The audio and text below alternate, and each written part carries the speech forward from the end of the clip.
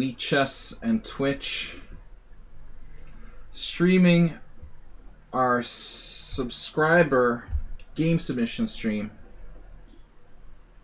every Thursday night. It's been a long day, guys, but it's fun. I enjoy doing this. Usually a few minutes late. Mr. Coffee's resubscribed. 40 total. 40 months in a row. The big 4-0. Tier 2. Asprey used 50 bits. Thank you, guys. Oldest and dearest friends here. Mr. Coffee, you're not a founder, but you're close. Bob is a founder. Asterbait, you're not a founder either, right? How are you not a founder? Do you have a founder badge? It's amazing that Bob has the founder badge. I think Move 11 has a founder badge. What is up, everybody? I'm going to share the stream on Facebook.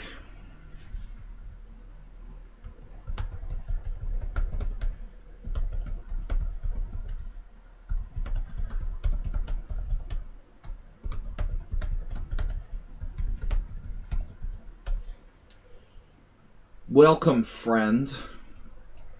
Hello, friends. And enemies.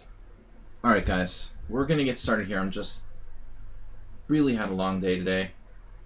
Because I don't want to think about the global pandemic, we have a new notification from Nancy Pelosi. Alright? Because I don't want to think about the pandemic, I work all day, every day. And I'm not taking any more requests for lessons. We had to actually start turning people away because I work so much. Alright. Lesson requests are turned off for now. Working too much. So, alright, guys. You have to wait if you're interested in taking lessons. Some of you are already signed up. Morales gets his lessons directly via the games here. 300 and how many have we played now? 334? Man, I lost count. Asterbait, how close are you to the 3? Who's the next to the 300 club? Alright, guys, we've got analysis stream. Thank you, Mr. Coffee, for subbing. Tier 2. Asterbait, thanks for the donation. What did you write there? Shamrock? It's around 340. Schieberspieler only has 70 games. You're relatively new here. When did you first start watching my stream, Schieberspieler? Did you watch it all before you started chatting? Like, secretly? Schieberspieler's been watching my stream for 5 years. That's how he became a FIDE master. He could secretly have been my biggest fan. Alright. He learned English from watching my stream. We should make up some story. Alright. Anyway. Asterbait, you donated the fake 500. Shamrock 50. Thank you.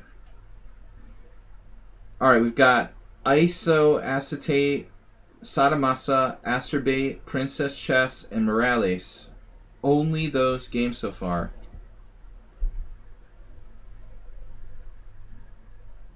They'll catch up to you, Antonio, if you don't keep up the pace.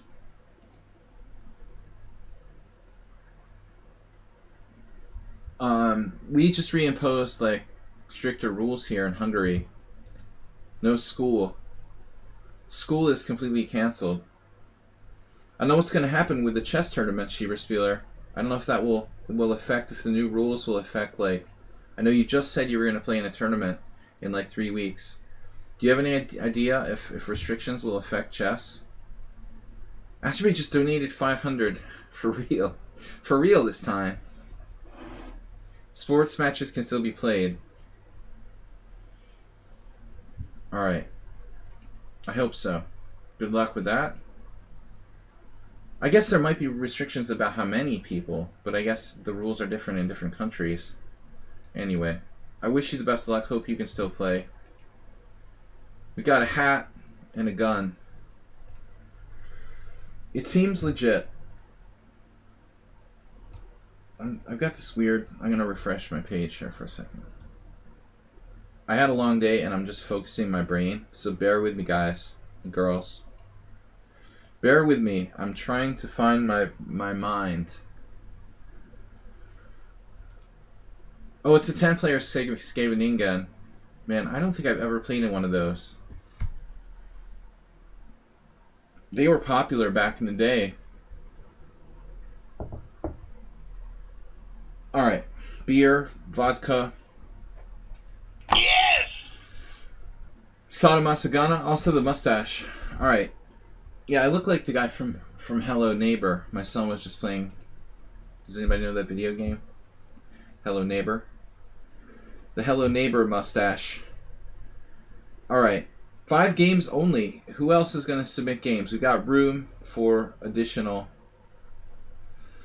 Ancestor of yours was a famous bandit in the Far West times. Actually, none of my family members really went west. I have a completely East Coast family until the like 1900s. Then the farthest west they went was like Illinois. I have relatives in Illinois, but only post 1900. So I don't have any like cowboy relatives or anything like that, Antonio. That theory doesn't work. There is a rumor that I'm directly related to Abraham Lincoln, but he wasn't really a Westerner either. Just interesting factoid. Supposedly I'm related to Abraham Lincoln. That's good, I guess. Alright. So what are we starting with? Isoacetate. Where did he go? I used to tell my friends in elementary school, they would like, no, you're not. You're not really related to Abraham Lincoln. They were like jealous. You tell your friends. Isoacetate, where are you? I should just do this the other way. Alright, we're gonna search the inbox for acetate. It's not acetate though, is it? I thought it was iso something. Yeah, isomyl acetate. Alright. Close west. Maybe they were like, I think my name is French. If you go back like 900 years or something. Maybe I was related to French bandits from the thousands or something. Can you look at this one? Alright, it seems like isomyl acetate was a little confused. He submitted more than one game. Alright, this is white for isomyl acetate. Vodka is welcome. Vodka! Cheers! Ega Shegedre. Welcome everybody. Ega Shegedre. I'm off. It's after work. It's happy hour here. I worked all day. I'm really, really tired, but I'm here with you guys. I'll never cancel. We've got a 10-0 rapid game submitted by isomyl acetate against Vux. Isomyl is white. So c4, knight f6, knight c3, e6. I love playing against this. It was one of my favorite systems with white. It's isoacetate. You're going to get more viewers if you do that often. Wait a minute, if I do what often? Drinking shots on stream? I never do drunk streams. Bad behavior gets viewers. I could be like Chess Bra. So, I like e4 ISO. But that's another story. He played g3. I think this is a problem.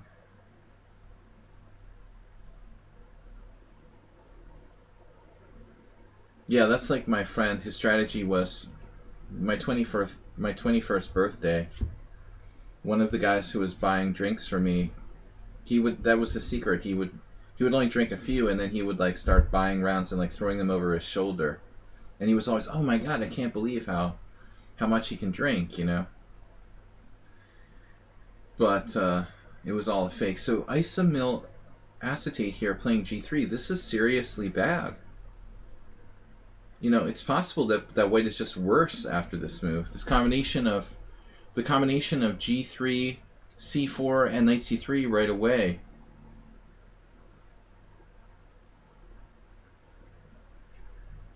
Ironically, he's like one of my most successful friends, so maybe he knew something from an early age.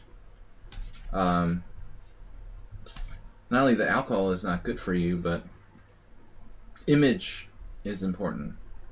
So g3, d5, threatening d4. And that's a problem. I've talked on the stream earlier about this kind of exchange on d5. What it reminds me of is black playing knight c6 too early and sort of like c3 Sicilians. You're going to get rolled by d5, d4. It's a bad move in the ready. We're playing the ready with white, and now we're putting knight c3 instead of knight f3. I mean, best case scenario, white's going to have to pull the knight back to b1 and play the Benoni down a tempo. Or we can take on d5 with a very lame, like, Queen's Gambit exchange with the move g3. Maybe that's the best option. Schieberspieler, how bad do you think this is to like play? You could play like you're playing a g6 Caro-Kann. By the way, do you ever try that? Do you ever try to play the g6 line of the Caro-Kann exchange variation? For black, I mean, it seems like one of the better systems. We could pretend we're playing the Caro-Kann with white here. My problem is that there's no forward plan. Anyway, this isn't good. So that's about the best you can do. d4 is a weird Catalan. How bad is it though? Yeah, I mean, I think the g6 lines there are interesting. Kakatiri, welcome. g6 in the fantasy Caro-Kann, interesting, but actually, Tom Bartel, International Master, otherwise known as Spinal Tap Chess, was on my stream a couple times this last week. Tom used to play the Caro with g6, and he would do like bishop f5, you know, so like this sort of thing, like cd, ed, bishop d6, bishop f4, like a Dutch, like a somewhat Dutch sort of thing, where we trade our bishop on f4. Snuggles the Snail, welcome. Great to see you. The frog. Snuggles the Snail, the frog emote. Expert. Thanks for watching. This Catalan looks more or less normal, but it's not, you know, Schieber. I mean, the knight's on c3 too early. Knight c3 is a taboo on the white side of the Catalan. More or less depends on how you're. When you're talking more or less at the 1600 level. So you like this really? Bishop e7, knight f3 is big theory. Wow. Right. I mean, maybe bishop e7 is a mistake. Whoa! What did I do? I just went to a game. So maybe bishop e7 is a mistake. Oh, dude, you can play c5. Or c5. You could have a bad Tarash here with white. Your move dc4 and c5 is good. White has a lot of wins in this position. 0 to be exact. This is the point again about d4. Well, the knight's on c3 early, and we can't do stuff like d takes c5 ever. Why is this a bad Tarash? Let's see. Why is this a bad Tarash? cd4, I guess. There has to be something with cd4. Dr. John Nunn. Bogdan Don. Bogdan Don. Bogdan Don is a friend of mine. Bogdan Don, he's a crazy guy. Do you know him? Schieberspieler? Funny guy. Bogdan Don. Queen A4 check. It's like a weird sort of... try to say Bogdan Don like a million times in very short. He's a funny person. He's a nice guy. Queen A4 check. Bishop D7. Queen D4. And there we are. Bogdan Don against Cherechesh, or Kerekesh, if we're saying it in Hungarian. He's ED5. Gambit land. See, I'm thinking we're in the C3 Sicilian, Schieberspieler. I said C3 Sicilian. See, this is the problem. This is a decent C3 Sicilian reversed for black. Everything is okay. How much taboo is the pawn? You know how you are. You're a little materialistic. I'm not saying black is better, okay? But it's not an accurate move order. Maybe it's equal. Black, it's equality. That's enough. Alright. So there's two options. Yeah, the other option of taking is obviously critical. Maybe another inaccurate move order for white. Not saying he's like lost, but check it out. B6. Ah. You know how many times I've faced this, like in my simuls, and I don't know how the heck you can get an advantage? I try to play the most accurate and you know, efficient move orders. It doesn't matter. Alexander Schneider played A3. I'm sorry? My name is what?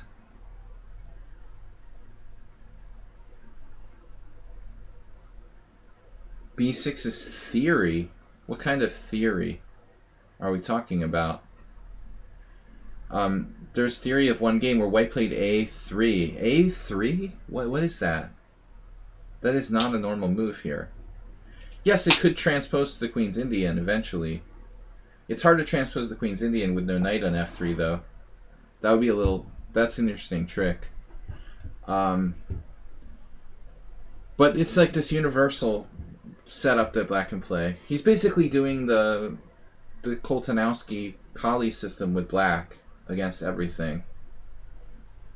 But I don't understand, why would anybody play A3 in this position? That's absurd. That's just weird. Alright. Yeah, CD5, well, I mean, you don't have to play knight D5, you can also play ED5. CD5, ED5 is also completely playable. Both are playable for black. A3, bishop G2, bishop E7, knight F3. So black can take here, probably. But I don't know, I've had this a million times, and I can't really get an advantage. Michael Krasnikov against Alexander.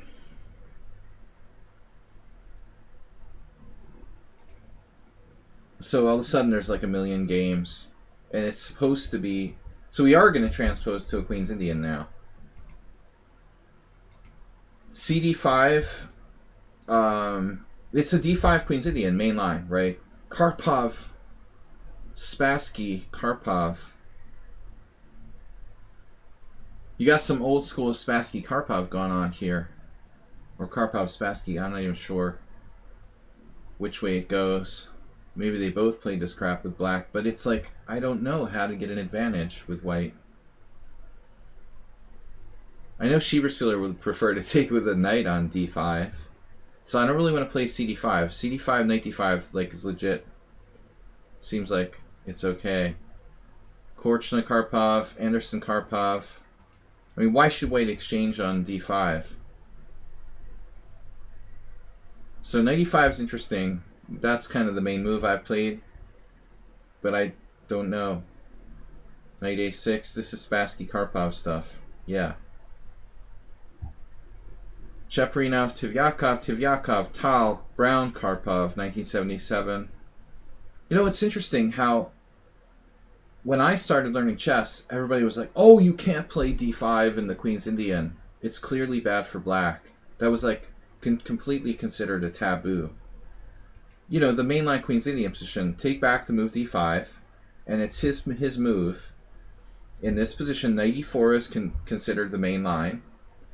Also, Karpov has experimented with knight a6.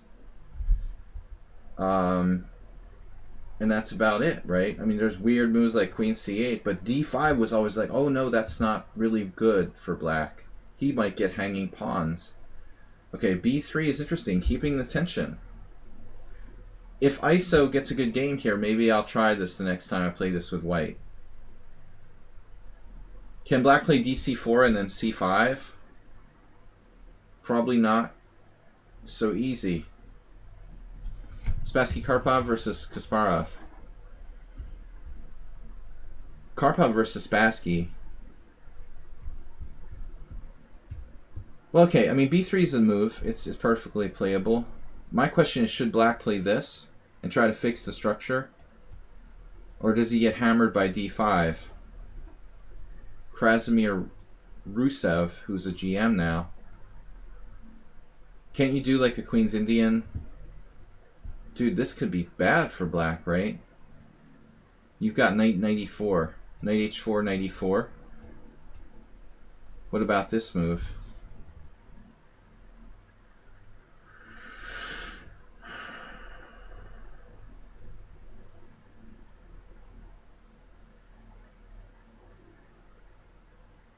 Is this not an issue? A non-issue? I want to see what the oracle says. Better for white. Knight d5, bishop d5, cd5. Wow.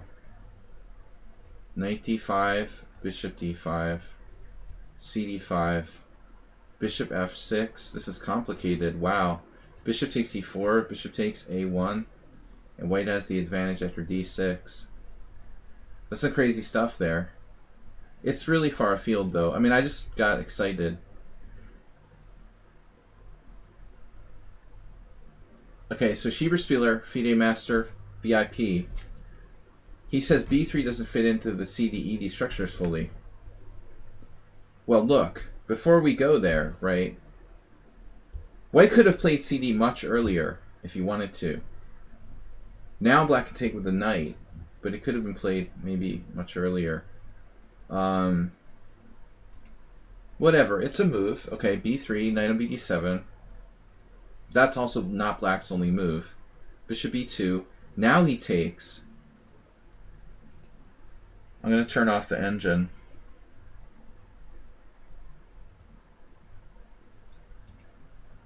I mean, obviously you can play c5 for black here. But I'm not sure, you know, Karpov or Spassky prefers their knight on a6 or on d7.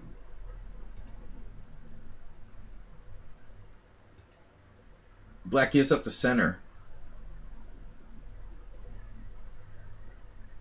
BC. And now knight e4 trading pieces was played in some games, but yeah, why is this move mandatory? I don't know. But black plays c5 and it's d5, bye-bye. Nice knowing you. Have a nice life. As far as I'm concerned, right?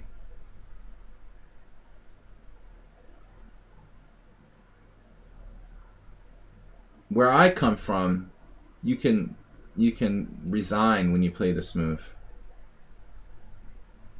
That's the end of the Queen's Indian as we know it. And REM plays in the background with d5 and hello. How are you doing there with your bishop on b7? Theoretically, maybe black could set up some sort of blockade, but I'm not optimistic about this. I mean, there's even, you could try to be fancy. You could still try to be fancy. I don't see the need, though. I mean, it just looks like this is bad. Knight on a6 is needed in the e5 main line. You need it to support c5 there. This is just horrible for black. He's about to drop a piece with d6.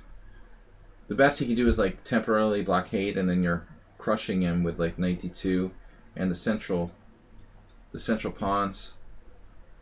This is horrible. So this is not a plan. You know, this is just not a plan. Black can't give up the center and play c5. He does have a lot of moves though, as you can see from this position. c5, rook c8, c6 even. Like, you know, there's an annoying move. Even c6 isn't that bad. Knight e4. But with this move, okay, all those other guys played knight e4 because they realized they're about to get smoked. Surprisingly, white didn't win a single game of these three. And white should be better here. Look at that result. 3 games, a half point for white out of 3 games, when he should be better. That sucks. But white was the lower rated player in all 3 games. I like the center though. Would Paul Keres lose? Would Paul Keres lose with white here? Unlikely. All right, so c5 is the correct move, and it's approximately equal. Ding Liren versus So. But not, there you go, Spassky. Boris Spassky playing black in 1989. I mean, maybe Karpov won some game with white against Spassky. I can't remember. But, anyways, black played this, c5, d5, cd5, cd5, game over, a6, and now white played e4. You can also play a4. Maybe a4 is too slow, though. If a4, b5, anyway. Hey, good move. If a4, he's got b5 on you. No, that's a piece with d6. Never mind.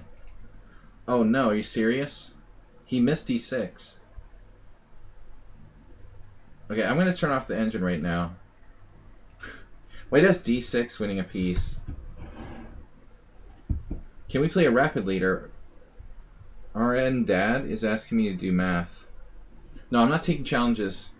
I do game analysis for the subscribers to my stream. Thursday night. If you'd like to come to our stream tomorrow morning, I'm here at 11 a.m. Central European time. So I do tape blitz challenges on Friday, but not on Thursdays. Is it just me, or does this win a piece? Slight problem. Did we miss something? CD5, A6. I think D6 wins a piece. I'm not missing anything, right? That's a slight problem. See, that can happen with the out-of-control passed pawn that was allowed. I said it was game over here. As far as I'm concerned, this is game over. Black should try to blockade said pawn with bishop d6. But I still think that it's over, you know. So anyway, very poorly calculated by both sides there. Now bishop d6, he realized it was almost too late, but white gives him a second chance. You know, and now rook e1, I don't know, he's got this e5 square. And counterplay with b5. Black may not be done yet. Now it's a game.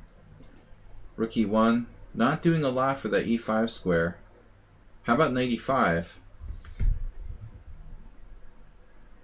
I'm not going to pay a lot for this muffler.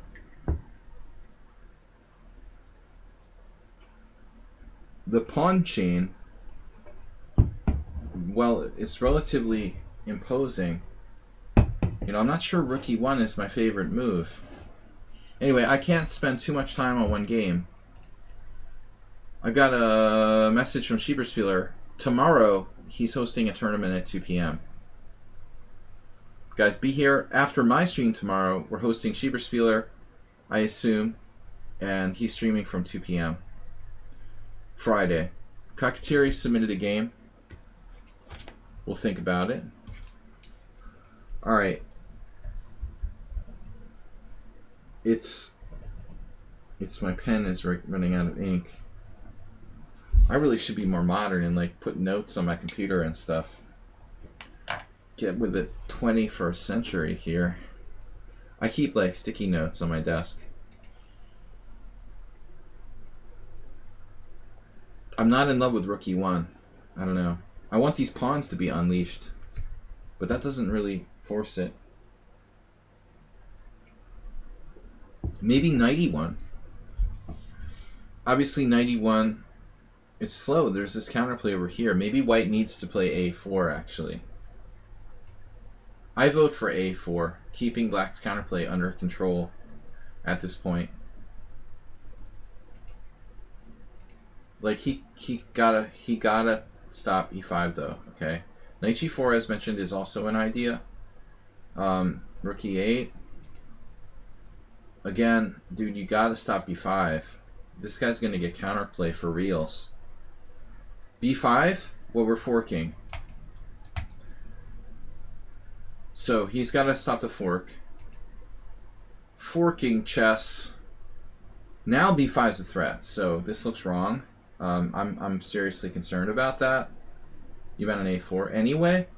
Well, I take, and I thought I'm on your bishop.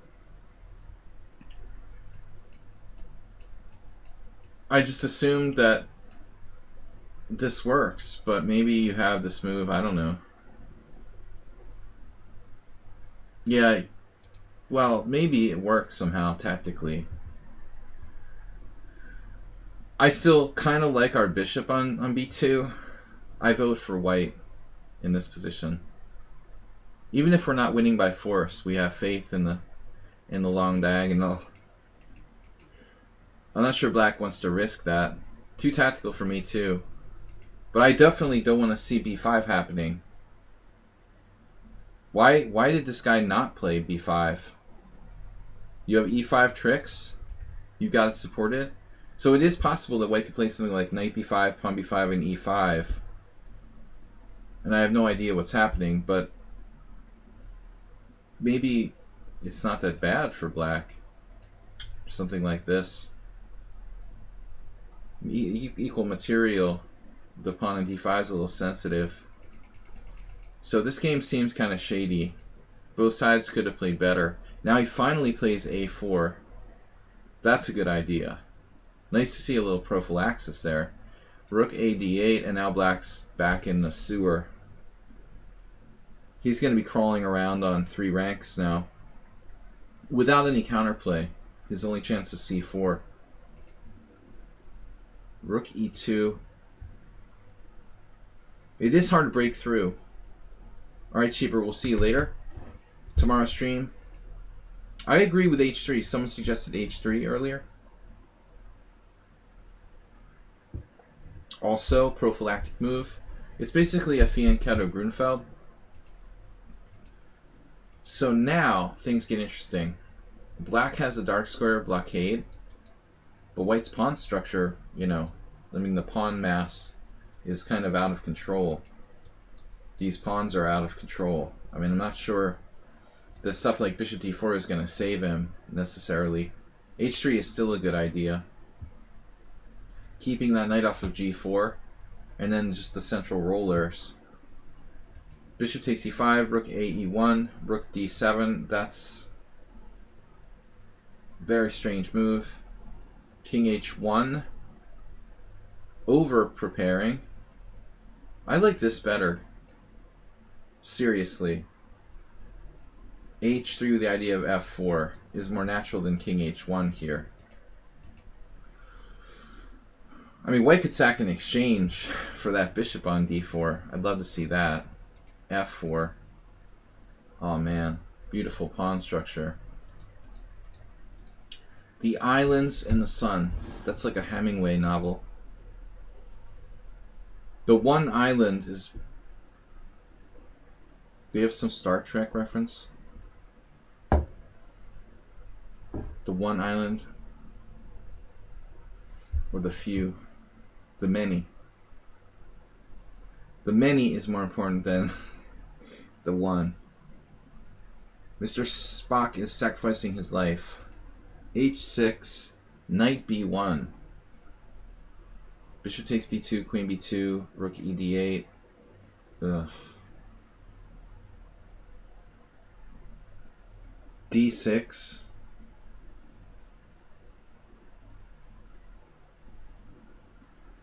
Outweighs the needs of the one.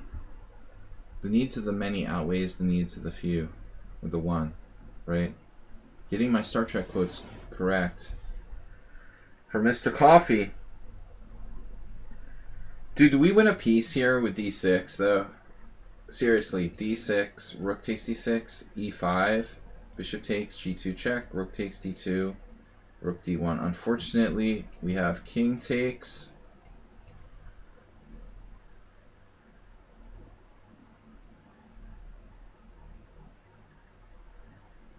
Fork-o-matic. I don't see how black's going to survive here.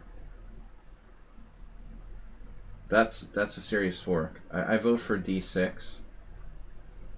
Immediately. He finds it a couple moves later. Does this just crush black? It doesn't work. There's a trick. Queen D6? What? E5? Bishop G2 check? And now you've got the queen take. That's cool.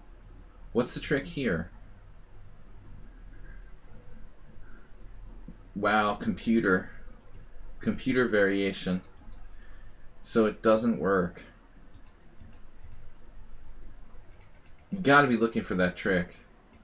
Didn't work. Knight D2, bishop A8, and now it's really getting down to D6.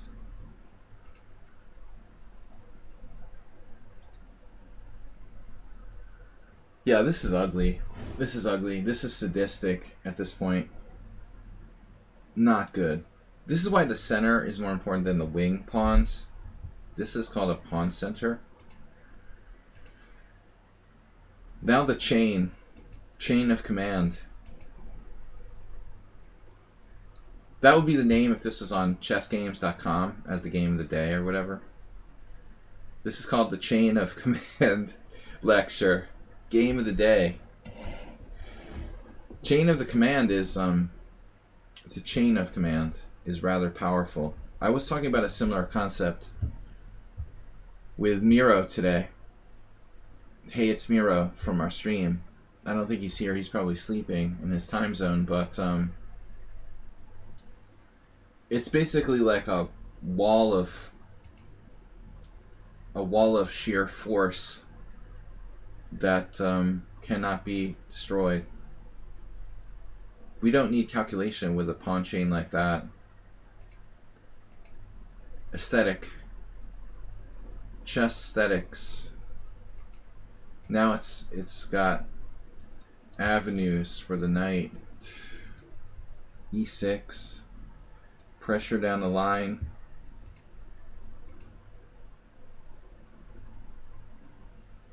That is protected, by the way.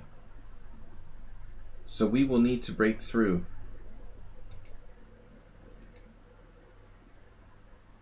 Black should play probably something to get something going here.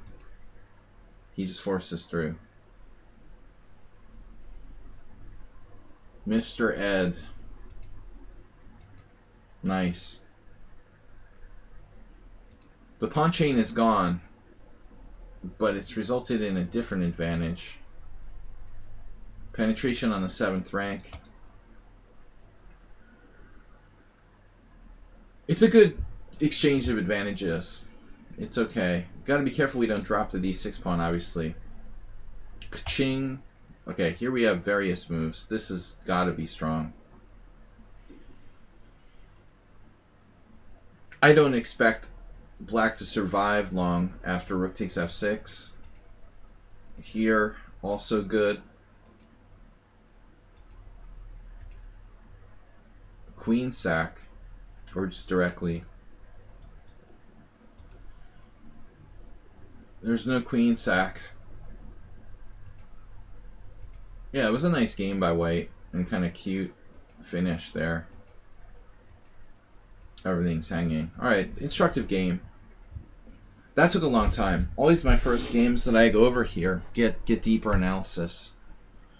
Got to get warmed up. Get the pace on. Thank you guys for being part of the stream.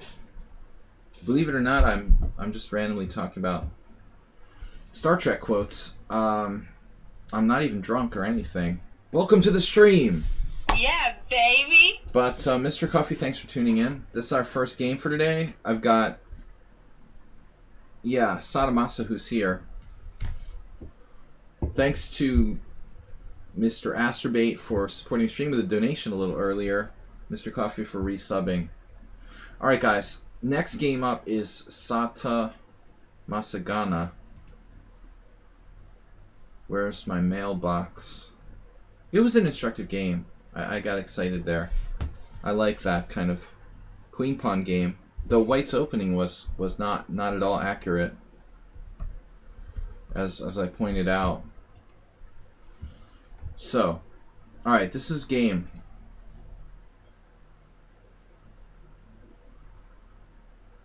What, is this the right game? I hope this is the right game. 2, 3. 1, 3. Okay, yeah, it throws me so much. Like the European sort of dates, where the day is first and the month is second.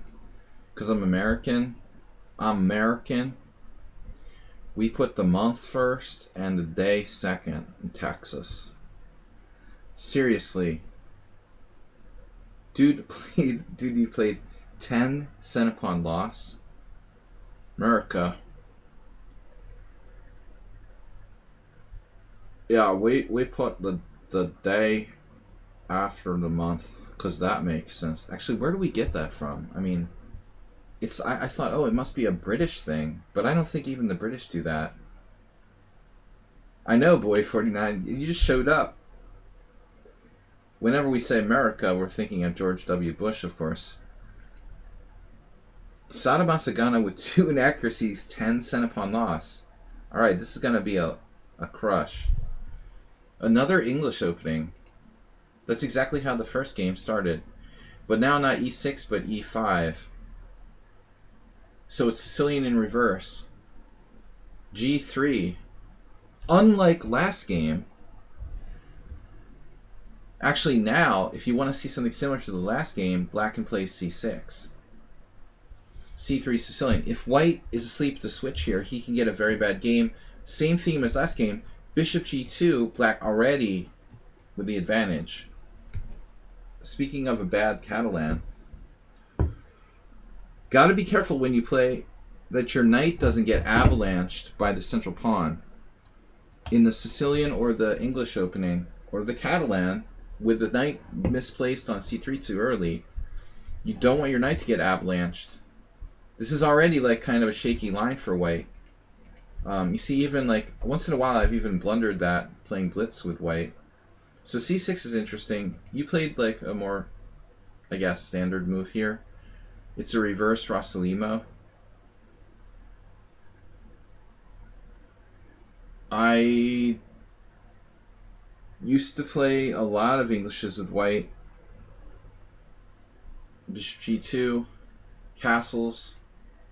Exactly what we were looking at last yesterday, but with colors reversed.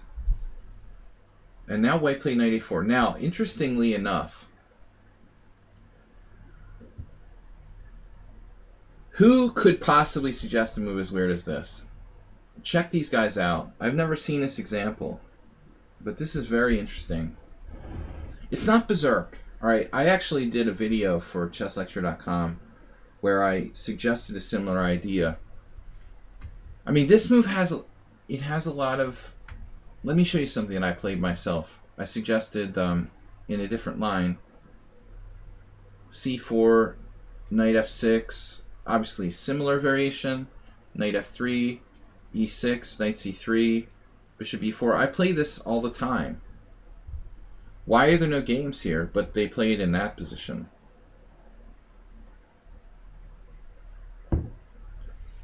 One friend of mine, an international master, Mark Quinn from Ireland, played while I was watching adjacent to my board in the Rossalimo, the very famous, of course, bishop b5, knight a5. This is not going berserk, okay? these people have an idea. The idea is that we're making the opponent think for himself. I don't think that anybody who's playing this move is going to sit there and argue with you that this move is correct. It's more of a practical move. We're going to force the opponent to think for himself, take him out of his prep. So absolutely disagree. It's a crazy looking move, but it's not going berserk. He has an idea. He's going to call your bishop into question. The move is against principles, of course, but where else have I played this idea? Can you think there's another example? Okay, like Krasenkov played it in what was it? Another English line. I know that knight a4 exists. Anyway, yeah, it's not correct, but it's creative. We'll give him points for creativity. How bad can it be? Check out White's score here. By the way, the computer says that black is better. Turn on the oracle. Black is better by half a pawn. There are 4 games. White has 3 points out of 4. Now, Damjanovic lost with it against Chernin, 2 elite grandmasters. But the other 3 games, Jeff Zhang actually played this back in 2013. And Luis Gallego, who's a really creative player from Portugal, one of their only grandmasters. Luis plays the knight f6 Scandinavian, so I think that says enough about his level of creativity. Yeah, it's not going berserk. He's trying to get you out of book. So now you play d5, and I don't know. I mean, is d5 the best move or not? I'm not sure. If I were you, I would want to play specifically against the knight on a4. How can we punish White for the fact that his knight is on the side of the board? Maybe d5. Do you think the Anglo-Scandi is bad? I never heard anyone refer to it as the Anglo-Scandi. Anglo-Scandi? I don't know what that is, actually, Kakatiri. I don't know what you're talking about. It sounds like something someone made up. The Anglo-Scandi? Like c4, d5? That's not a real opening. Yeah, it's bad. Yeah, it's bad. But again, something you can play if you want to be creative. That's not a real opening. c4, d5. But this is not either. But look at the results here. Because it's taking your opponent out of book. I would play rook e8, That's what Konstantin Kabutsky did against Jeff Zhang. I'm thinking, okay, your knight is on the side of the board. My bishop can come back, if necessary, to f8. But I want to play really fundamentally. This will be like kind of like a Spanish opening, maybe. Instead, interestingly, that none of these 4 games featured your move, d5. I mean, basically, Sadamasa's theory here is that black is taking advantage of the fact that the white knight moved away to the side of the board, and he's trying to play d5. The problem with this theory is I don't think our bishop belongs on b4 in a position where we're playing for d5 necessarily. I mean, basically you're just playing like open Sicilian where there's like 2 pieces randomly on a4 and b4. I'm not sure. If you ask me personally, I think these other moves played by Chernin and Kavutsky are more principled than d5. Nevertheless, okay, d5. So he plays a3. That's a problem. Now our bishop has to go back to kind of a passive square. Notice, the Anglo-Scandi is not a real thing. It's just someone made it up because it's a combination of the Scandinavian and a way to play against the English or something. So notice both rook e8 and c6 has something in common, that they give our bishop a place to go. With rook e8, it's bishop f8. I'm good at drawing lines. That's the reason I do chess streaming. Whatever, c6. Man, I've had one vodka and I can't talk. We've got bishop a5, bishop c7. The problem here is that you have to put your bishop on a kind of crappy square, which is e7. It's not great. Oh, I'll show you another example. It finally hit me. The Konstantin Chernyshov variation, e4, c5. I've played this a lot, actually. Knight f3, knight c6, d4. That's a mouse slip, sorry. d4, cd4, knight d4, knight f6, knight c3, d6. I mean, Chernyshov plays like knight a5 against the Sozin, which I've played here on the stream. But that move isn't really principled, putting your knight on the side of the board. A little different, though, you know, than the game continuation. Anyways, d5, so yeah, this is the point. Now your bishop has to go back to e7. Not a great square. I'm not going to say that black isn't equal here, but we could have probably had more. So cd5, knight d5. Now you're in a strange position that you've never played before. I guarantee that. You know, white, I'm not so sure. That might be worth, like, getting you out of book. Now he played queen b3, but that move looks fishy. Now we're seriously talking about mistakes. This is one thing. Our knight on the side of the board temporarily. But now white needs to bear down and play proper chess. I mean, actually, in the white side of the English, it's not unusual in the open, in the dragon reversed or whatever, to maneuver the knight to a4 in some lines. But this move, that looks strange. To develop the queen to b3, just to threaten this knight on d5, that's kind of sus. So you got c6. This is a solid choice, obviously. I guess I prefer that to your move. I want to keep the knight on a4. That's misplaced, and that's misplaced now for white. He has two misplaced pieces. Let's try to add them up. This is still probably fine. It's just that, like, maybe we're not really taking that much advantage. Now he can trade off his crappy sideline knight. Feels like we don't get as much advantage as we might have been able to get. Knight b6, d3, knight c6, and then he played bishop takes c6. Okay. This is a cool idea. Yeah, c4 d5, Antonio. That's what he's talking about. I'm sure that's... I never heard it called that, but Chef Master does that. There's a game in the Opening Explorer where Peter Heine Nielsen played that against Levan Ronyan, which I commented on in previous streams. It's like, why would Peter Heine Nielsen want to get Aronian out of book when the guy's greatest strength is his book knowledge?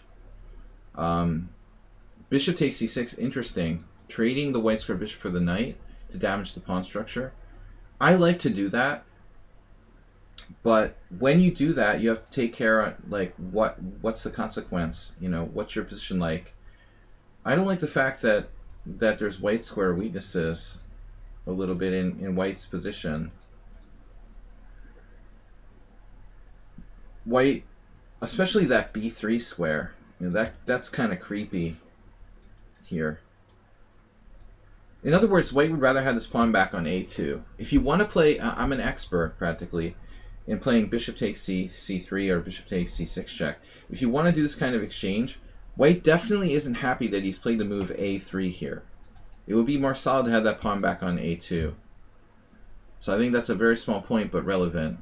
Yeah, I mean, bishop takes c6 seems kind of random. Takes, knight f3, okay. Attacking your e5 pawn.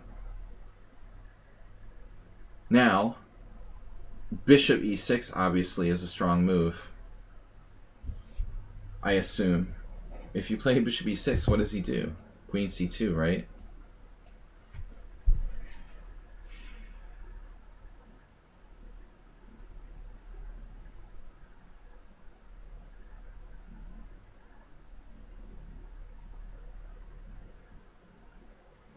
But Sadamasa tries something even more aggressive. He plays bishop h3, preventing white from castling altogether. Okay, even if you lose a pawn here, I'm arguing that your white square bishop is so strong that it's probably worth sacrificing a pawn. Garry Kasparov famously lost in English like this against Jeroen Piquet, with black trying to sacrifice this kind of pawn. But for the most part, it's a good dynamic pawn sacrifice. This is a very aggressive move by black. I'm not sure that white really wants to castle kingside. That's the one thing you might want to think about. Maybe he won't even be bothered by that. Now knight d2. Oh, now queen d5 is solid for you. Like, what is he going to do after queen d5? f3, maybe. No, he can't. Isn't he screwed here? Oh, man. I would play this instantly.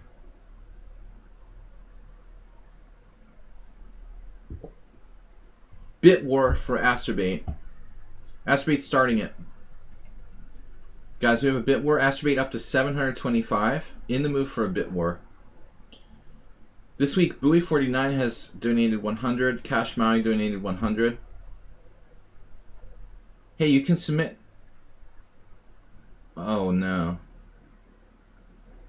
The game was Strand from Oslo 2006. Do you know where that game is published? Bowie49? I haven't seen that.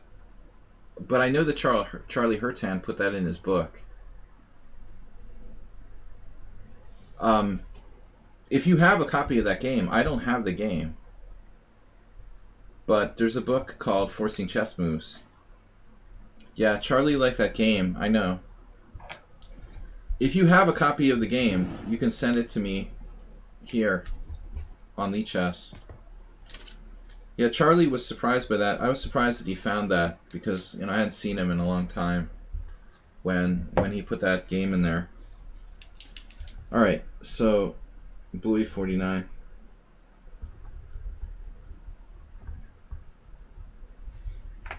Charlie's my coin dealer.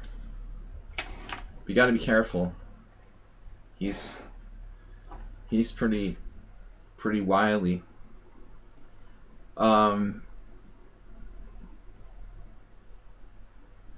Queen d5, what is white going to do? He has to trade queens, and then it's pawn structure correction time. Market correction. I mean, this just looks like... It just looks like clear advantage to black. Now, like, you got your bishops for nothing.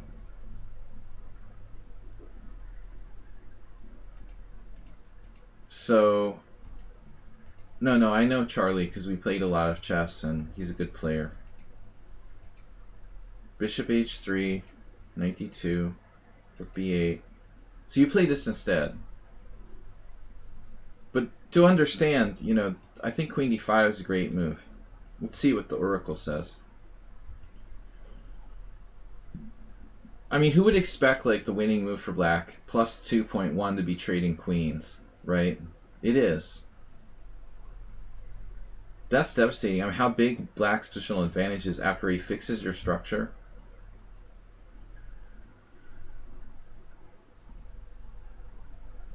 Plus 2 pawns advantage for like black here.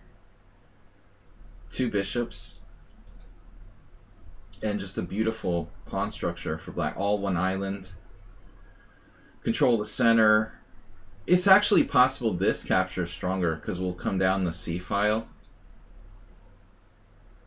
That's counterintuitive.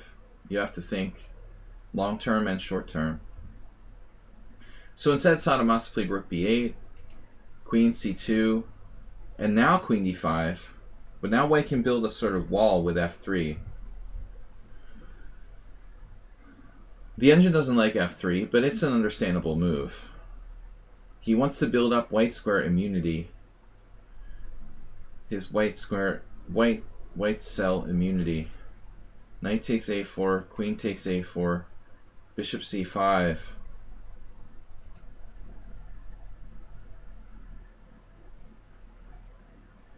I mean, Sadamasa is more of an attacking player, so he doesn't necessarily want to transfer to an endgame. Rest in peace, g2 bishop. It could have been worse. Black had a way. Cheaper Spiller just came back, but you missed queen d5 when white had to trade queens on d5 and fix black's structure. It was devastating. He missed it. It was like +2 for black, up no material. This is more like looking for tactics.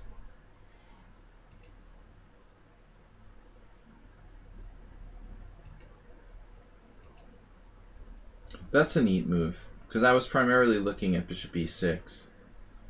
But black's just going for maximum activity.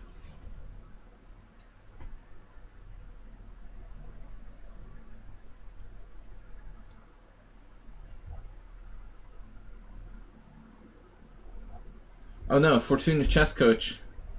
He got scolded. He got scolded by Mubot. Mubot wouldn't do that, but you're a guest here. He only scolds the guests. How dare you be so excited? Is queen a2 a win? Queen a2...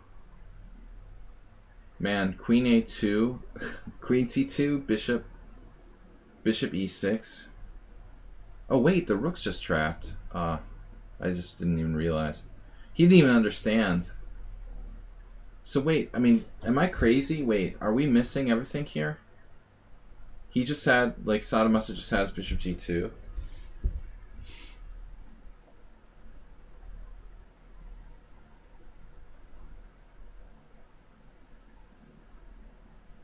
This could be a little complicated, right? Maybe not.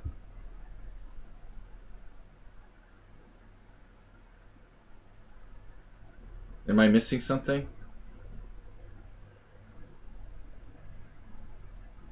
Good to see you, Fortuna chess coach. How is bishop g2 not a good move? I like free exchanges.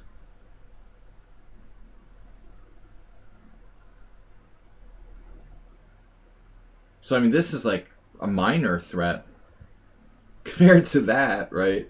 Losing a whole rook. What's a pawn compared to losing a whole rook?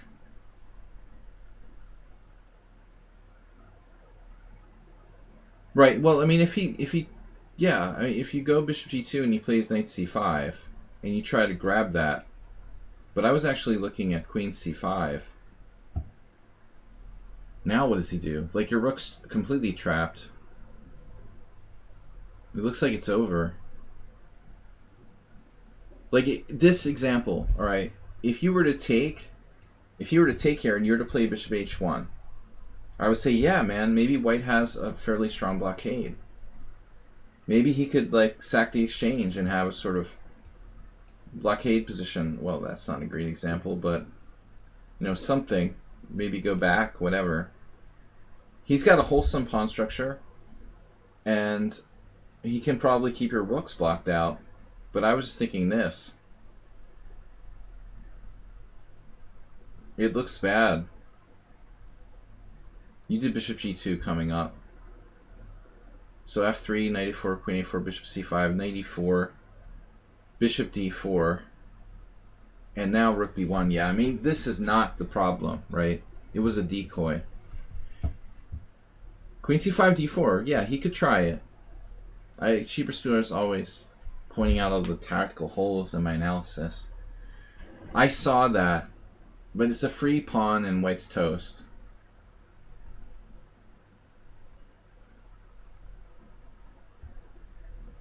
He's always seeing all the tactical shots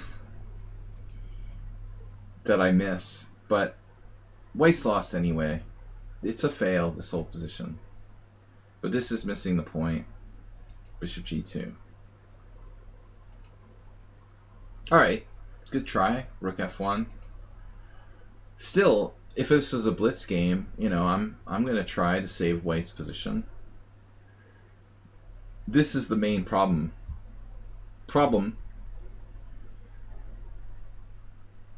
So much for our mighty knight on e4. And anyway, this is happening at some point.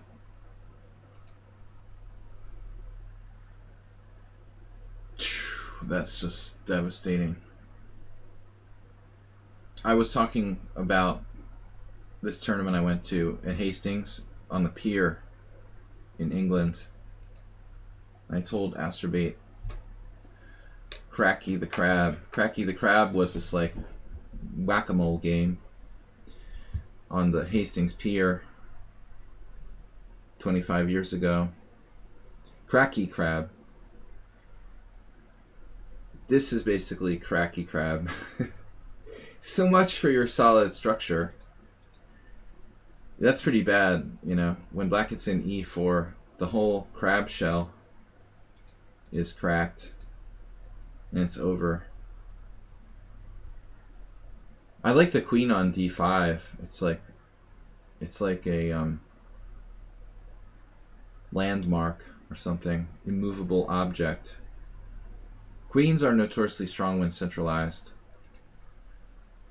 Cracky the Crab. And now it's just breakthrough. All we need is one more threat, like rook b e8. Yeah. Oh. Everything's coordinated, all four pieces. So it's not just material advantage, it's coordination, king safety. Good game. Snap. Yeah, that's pretty much over. Now, for the accurate mating attack, I'm not the authority on that. I feel like we should have mate here. H5, dubious, lost force, checkmate sequence. I would have got my puzzle wrong. See, he has this puzzle mate. I'm terrible at puzzles. I deal better in generalities. Very strong in general principles, but weak in concrete calculation. H5, natural move. Not mate by force, but it's totally hopeless. Alright, anyways, it's over. Alright, good game by black. I've got the next game. So Acer, we've got something here. Bowie49 submitted the game. I played in Oslo in 2006 against a young, lower-rated opponent. I didn't know it would be a memorable game. I didn't even think that at the time. I played Magnus in the Rapid tournament. That was unfortunately not recorded, where I lost queen and7 versus queen and 7 against the world champion. Well, the current world champion. Sadly, I didn't save my... I don't know, you know, did I write down the moves against Magnus? I don't think I recorded the moves. He wasn't world champion back then, so I didn't stop to think he would be. Anyways, that was the more memorable experience from Oslo 2006. And beating Magnus' dad. And analysis with Magnus and Magnus' dad. There are a lot of funny things. One day I'll write my memoirs. That'll be a major chapter. Alright guys, Asterbait is up next. Where is your game, Acer?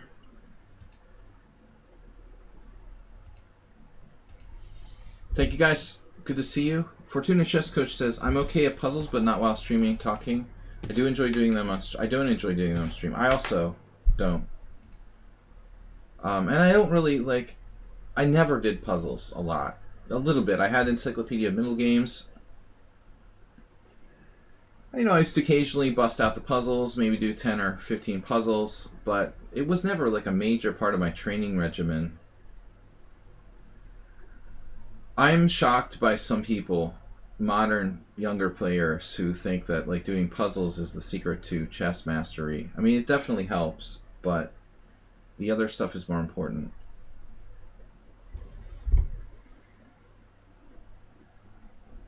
What?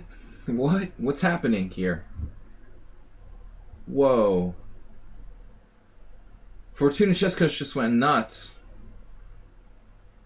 He went nuts. Snuggles the Snail just subscribed. Congratulations, Snuggles. Stand Up Count, Aries Chess, who's also supported the stream in the past, Darter 9000, Chanseed, Atomic, King Marcher, who I know. Let me see this list here. Fortune has just donated 10 gift subs to the community. You're insane, man. That's so generous. Thank you. My scroll doesn't work. Sada Masagana is now a subscriber again. Snuggles. Cathode Ray, Jepson, No XP Waste, King Marcher, and the others that I mentioned. Thank you, man. Super generous. Alright, I just lost my place here. Where is Asterbait? There he is.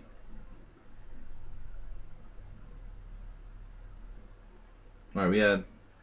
May I ask you to present the following game as the first week of March's submission? Alright, here it is. Asterbait versus Sockentufel. Whatever that means. Toefel. Snuggles the Snail said, thank you, Fortuna. Snuggles is learning chess by osmosis. Wow, Asterbait.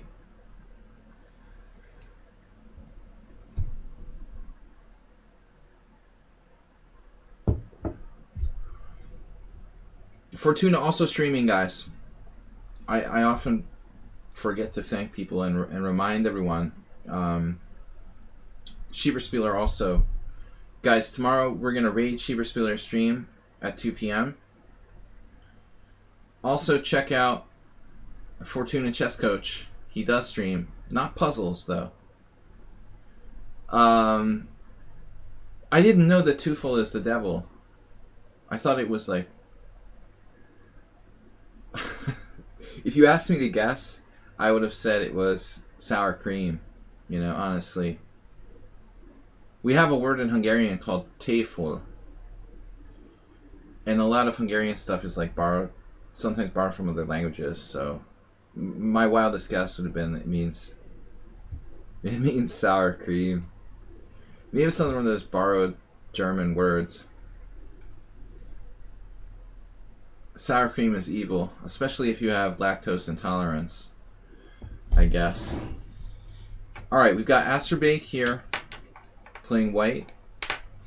E4, C5, Knight F3, Knight C6. So no bit battle, but we've got 10 gift subs instead, which is just as good. Super thankful. Thank you guys for watching my subscriber stream with game analysis. This isn't a big audience, usually. More of the friends and really serious subscribers from the stream like to watch this. But I like analyzing. I'm a serious chess player, and I don't stream as a business so much as just because I enjoy it. I like to do what I enjoy, not like doing puzzles, you know, in my bikini because it's, you know, funny to watch or something. I just want to do what I want to do, and I really love analyzing chess, playing Blitz, and hosting a tournament once a week. So this is our usual routine. Tomorrow we are going to be back and do some Blitz at 11. Devil Dogs, that was my dad's favorite Drake's Cake snack. Bowie 49. He was a World War II vet, and he liked Devil Dogs.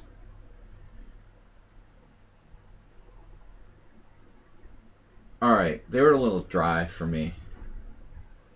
Bishop C4, E6. So, Asterbait, I told you, if I've told you once, I told you 1,000 times, not to play Bishop C4 unless Black plays D6.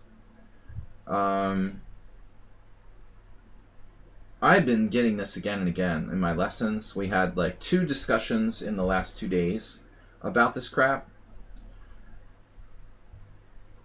I used to think that it's just complete garbage for white to play bishop c4. Move 11. It's good against g6, yeah. Move 11 was one of the people I was discussing this with. But I guess you have to look at it like white is playing the closed Sicilian. For example, closed Sicilian against the English, like c4, e5, knight c3, knight f6, g3, bishop c5 is like a variation. This is a known kind of like closed Sicilian style defense against the English. We can play it in reverse, but it's more optimal against the fianchetto. Exactly. So definitely don't play it against e6. So black plays e6, best move. Now Acer with c3. I've had some games with him recently. I don't know what the best move is here. Frago Shanibachi. You know what? Frago Shanibachi plays a lot of dubious stuff sometimes.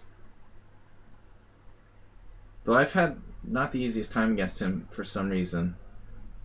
I think he has an even score lifetime with me. I don't know. Knight f6 I like. This better not be my game. And now e5. e5, d5. It's a novelty? What? Wait. This is Astrobate's study? Or why are there no games here? It's a novelty? c3 is a novelty. I mean, theoretically, like, black can play d5, but I was thinking this is like an exchange French. Maybe not that bad.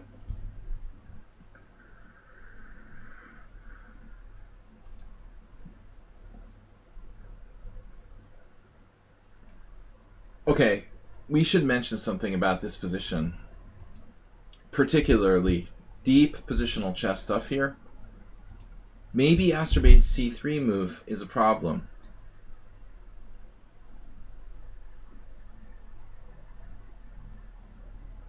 I know that Chichak plays queen e2 sometimes. See?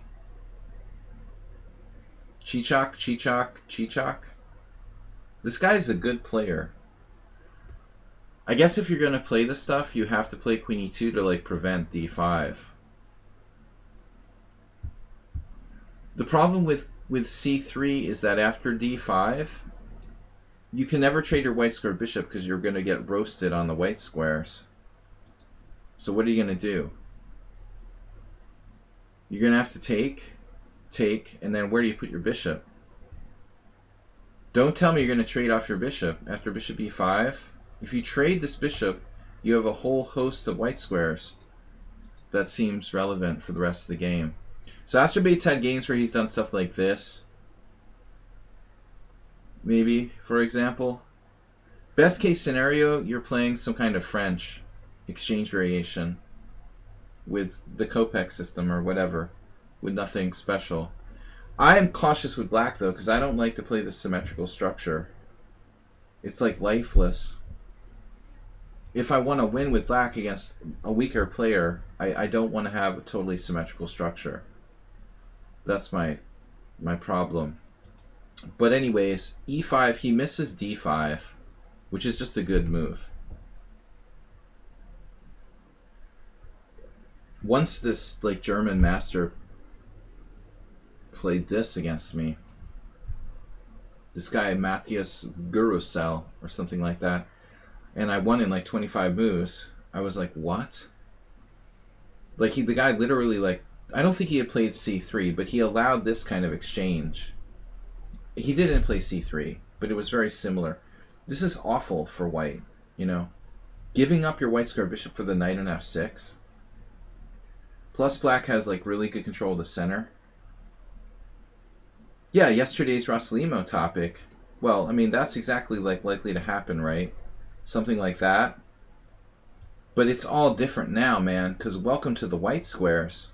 If I can get bishop a6 working on this diagonal, this is not so simple anymore. You know?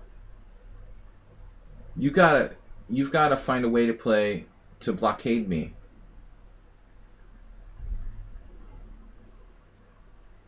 Because if that bishop comes to a6 and just owns white, it's game over. There is hope for the white squared bishop here. Obviously, you don't want to have like a pawn on a6 or something. Yes, Schieberspieler. He's going to try to blot it out with like d3. But I suspect black is okay. Maybe not completely. Let's see what the oracle says. The computer is playing bishop a6, for example. But actually, Schieberspieler is right. You know, he should try to play some sort of Nimzovician. I mean, this is the idea to kill the white square bishop. For example, if you achieve this, now we're entering like Fritz versus Christopher Lutz land. There was this famous game in Germany where Lutz like beat the engine in some tournament in like 2000, where the computer didn't realize what was happening. Slowly, it didn't have a piece, and it just lost an endgame with like. It lost the endgame with like bishop versus knight or queen and bishop versus queen and knight. It was just getting mated. Black is literally down a piece strategically here. So the danger is very real for black that piece like just gets shut out of the game forever. And that's the way one of my inspirations, my former mentor, Grandmaster Roman Gingiashvili, was very big on killing pieces in the Nimzovician sort of way. All right. Move 11, thanks. All right, guys. Anyway, this is the Asterbait game. So his opponent didn't do that. They've got e5, knight d5, and now we transpose to a c3 Sicilian. There's actually major games here. How'd I meet my mentor?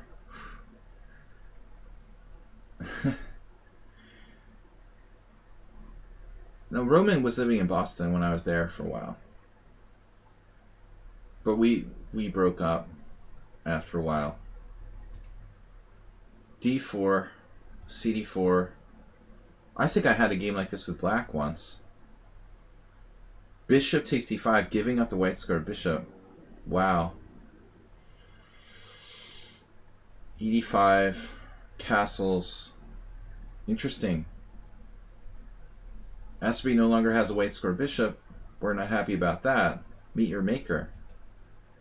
I mean, I never really had a coach, per se. I was already a strong player, you know, when I met him. But he did help me to get better for a brief time. But he's a very difficult person to get along with. And we didn't last too long. But I learned some things. Yeah, black here, bishop c5. It's like a Nimzovich variation.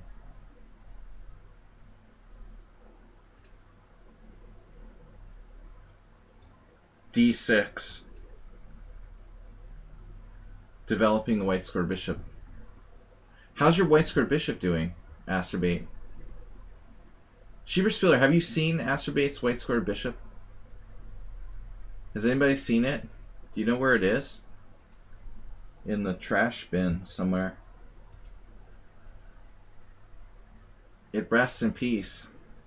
The minor exchange. Schieberspieler, have you ever heard that? Have I missed the game I sent? No. Morales, you're still you're on wait. VIPs go last.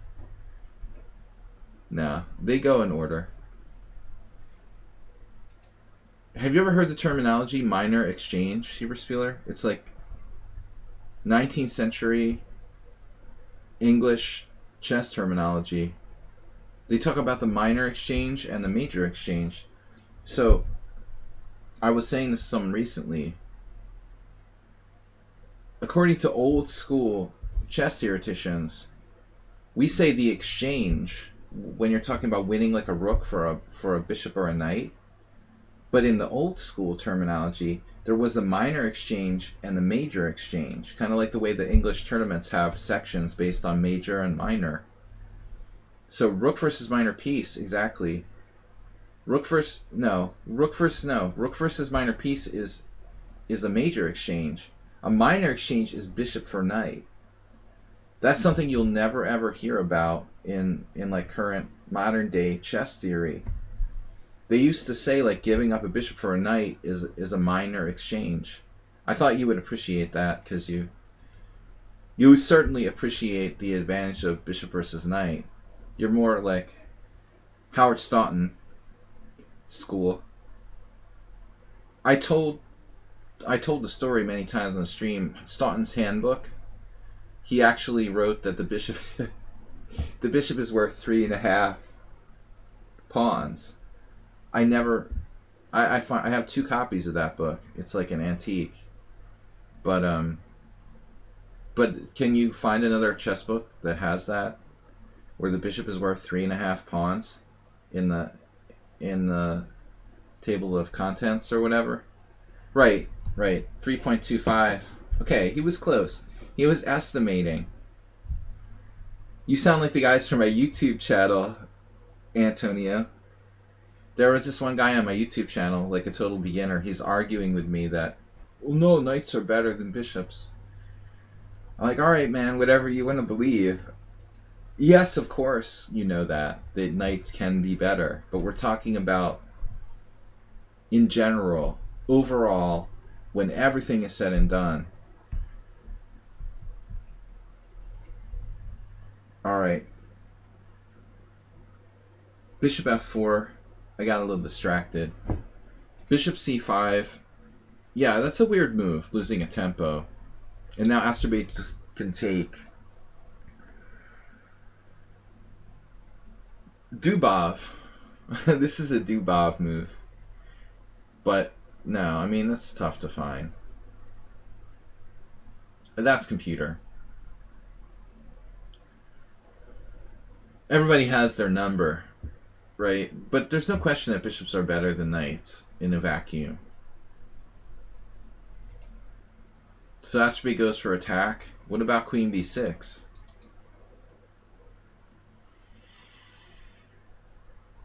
I don't mind that Asterbate doesn't play b4. You know, it's not like the most principled move. I would play pawn takes pawn. I mean, you're gaining a tempo.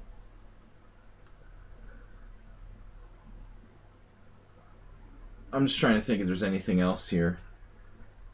I don't know what Asterbate's going to do. Like, his favorite plan is queen d3, bishop b5. His favorite plan is queen d3, bishop c4, bishop b3, bishop c2, and like mate on h7.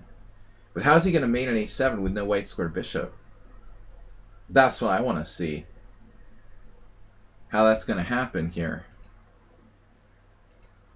Knight e7. Yeah, black's in a bad way now. I mean, undeveloping. You have a king and pawn, and I can have a bishop or a knight to help the pawn promote or mate. You prefer the knight. Well, knights are best close range. But if they have to work both sides of the board, they're done. And a bishop can stop a pawn on the A file and help promote its own pawn on the H file at the same time. I mean, you know, there's no contest.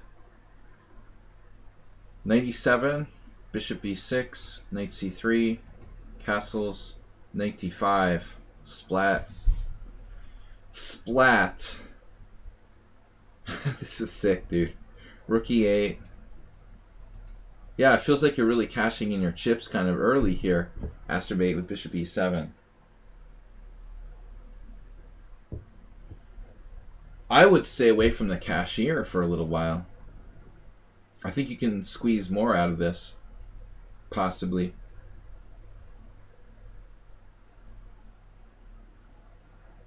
I'm surprised Asterbate didn't go for some sort of h7 thing. Black's playing d6 though. I don't know how you can. Yeah, it doesn't matter. I mean, this is winning. He did get knight g5 in. He doesn't want the exchange. Sweet. And now queen h5. The guy saves his exchange. Of course. This is Astrobate's new favorite. The double attack on h7 and f7. There's a really good book for beginners called The Art of the Checkmate by these French guys, Kahn and Renaud. If you ever want a beginner's book, just on basic like mating patterns, the only problem with the book is that I don't know if it's ever been updated to, if it's ever been been updated to algebraic or not. That was always my favorite, like, fundamental book on like checkmating patterns. A lot of the patterns have names. Like, this definitely has a name. I don't recall what it is. This idea of playing for the queen h5, attacking h7 and f7. Very common. Check. And now.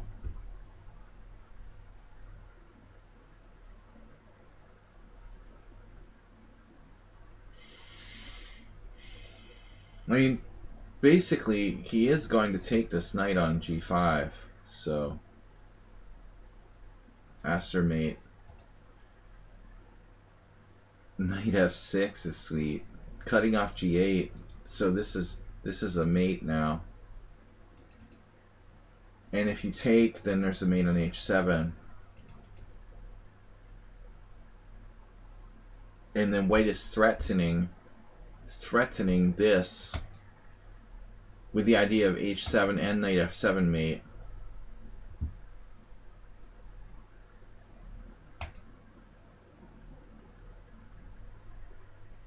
Oh, you did queen g8? Doesn't work. Queen g6, yes. Beautiful. And so there's the mate there and the mate there. Double mates. Alright, Astrobates, nice job. Very cute. Elegant. And if rook f8, here we go again with queen g6. It always works. So, Mamma Mia. Very good. Forced mate. Nice job, Astrobate.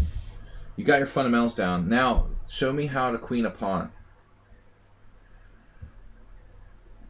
Alright, Princess Chess is up. I haven't seen her today here.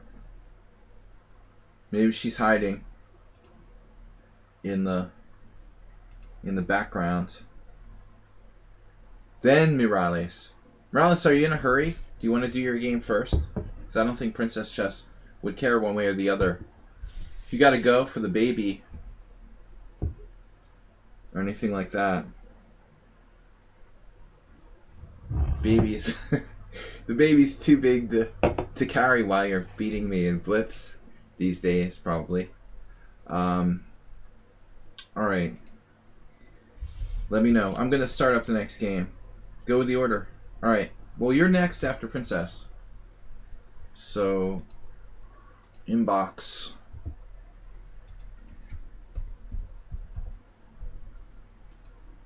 Alright, greetings, wise one. May I benefit from your experience analyzing the following game? It's a training game played at 45.5 time control. Second game in the study.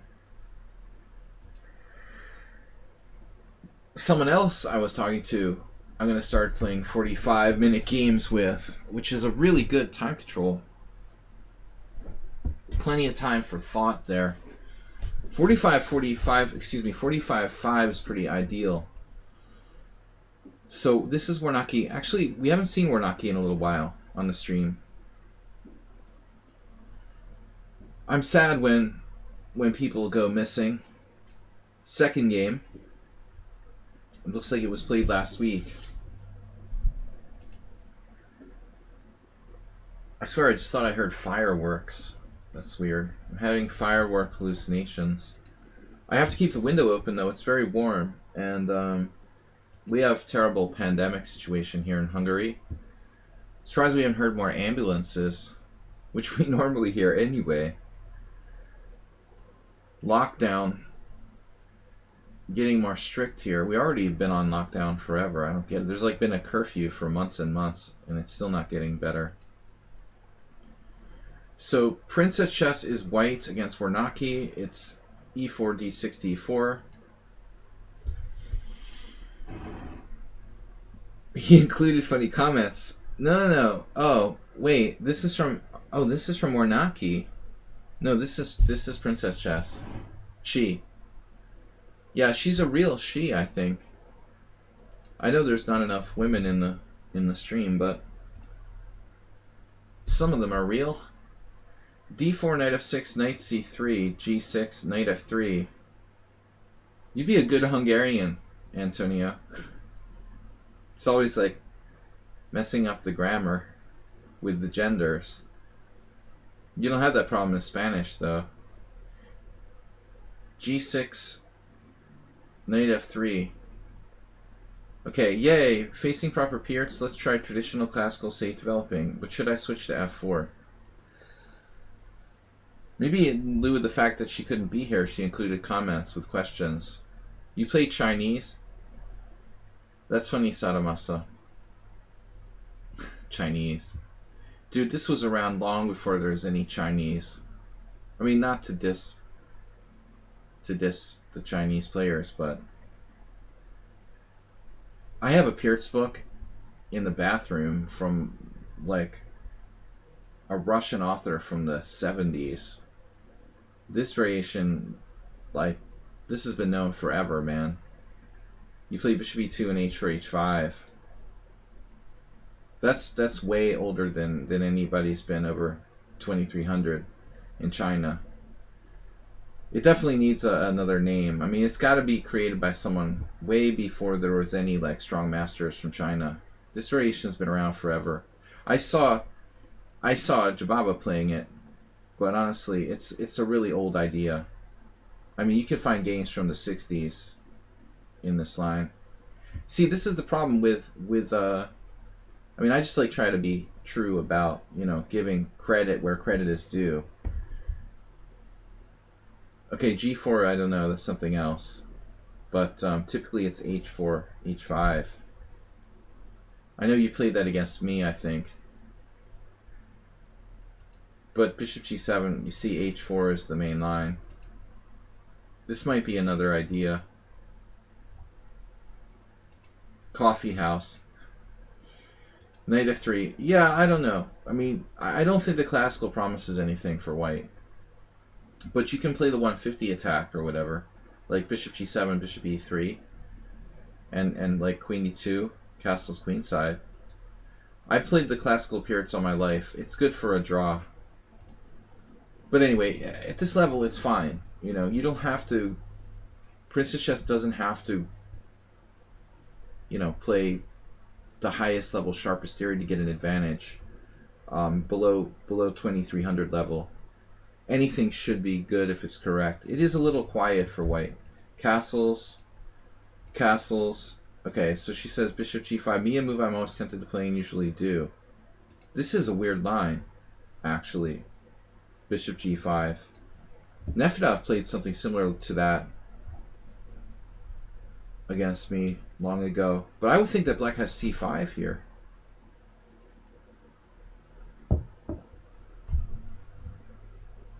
It's even possible to do h6 and g5, but that's... Can't black play c5? Chutnik. Normally c5, like in the King's Indian, when I face bishop g5, I go for c5.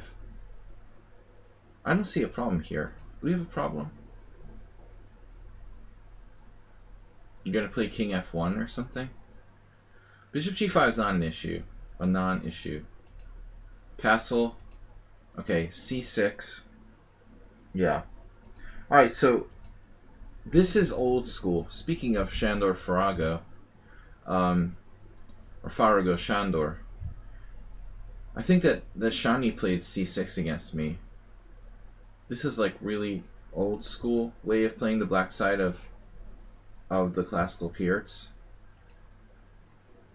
Bishop g4 is also fine for black. I had a game with Igor, my friend, who's a really good player. That's safe. But I think like modern treatment with a6 is probably best. Honestly. This is how I lost to Sebe in a rapid game where he like came late to the game. We were playing 15-minute rapid and Attila like came to the board when he had 2 minutes left and I had 15. And I was like, "Are you serious?" And it was so awkward that I lost. I couldn't concentrate. I was like, "This is a joke." You have 2 minutes and I have 15. There's so much pressure on me, like psychologically. I just cracked. You know, it was like giving me time odds. I ended up losing with white with a 15-2 time odds. But a6 with the idea of b6 or b5 and bishop b7. It's a much more dynamic way for black to play. That's kind of new, you know. I mean, this wasn't played like back in the 70s or something like that. The c6 is old school. So if you're playing the black side of the Pierce, I mean, I would definitely go with something like this. Also interesting, Vladimilov, a lot of people play like knight c6. I had a game I lost to Milov with white. That's also possible. This is kind of overrated. You know, I don't think the d5 is that easy to play. You see here, like Swidler, Carlsen, Anand Nakamura. I think back in like 2006, I lost to Milov in a tournament in Las Vegas. I don't know what to do. You know, should I play d5? So I'm not a big fan of this move, c6. Now I played h3, but that's not necessarily right either. Yeah, Saddam Masagan, I mean, maybe that's what Fischer believed. He said that the Austrian attack was the best line against the Pierz. A lot of people prefer the f3 approach. I don't think it's clear which is best. Karpov used to play this classical stuff. So here I play rook e1. That's my move in this line. The idea is that we're trying to hope that black's a dummy and plays b5, thinking that that's a good thing to do in this position. The idea is b5, e5, and white has the advantage after that. It's pretty bad for black. We take on e5 with the knight and then bishop f3, strafing the diagonal. So even Farago Shandor didn't fall for that. I think he played this move against me. And the other thing is also this, like if knight on bd7, white has e5. Karpov, Shirov, draw, but I still think that white is a little better here. Sometimes you can sack a pawn with e6. But this move annoys me. That's what I couldn't beat Farago Shandor here with white. The idea is to play queen c7 and play for e5. I don't know. You know, I mean, it seems like it should be better for white. He also plays the Alekhine defense. This is this random kind of mediocre strength, older IM that we have here in Hungary that Schieberspieler and I have probably both faced. I had this game with him when I was still in my prime, and I was very frustrated I couldn't beat him in this position. I think I played like bishop f4, which is the main move there, but he did this. It was this line. And then I had to move my bishop again, and he gets in e5, and his position wasn't so bad. It looks like maybe this is better, to just play it like an Alekhine. But Shani also plays the Alekhine. Maybe this isn't so bad for black. So, alright, anyway. e5, h3, e5, like a King's Indian.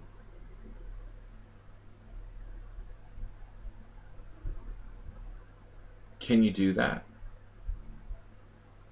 I mean, I think black's going to transpose to a different variation now after de5, de5, h3, bishop e3.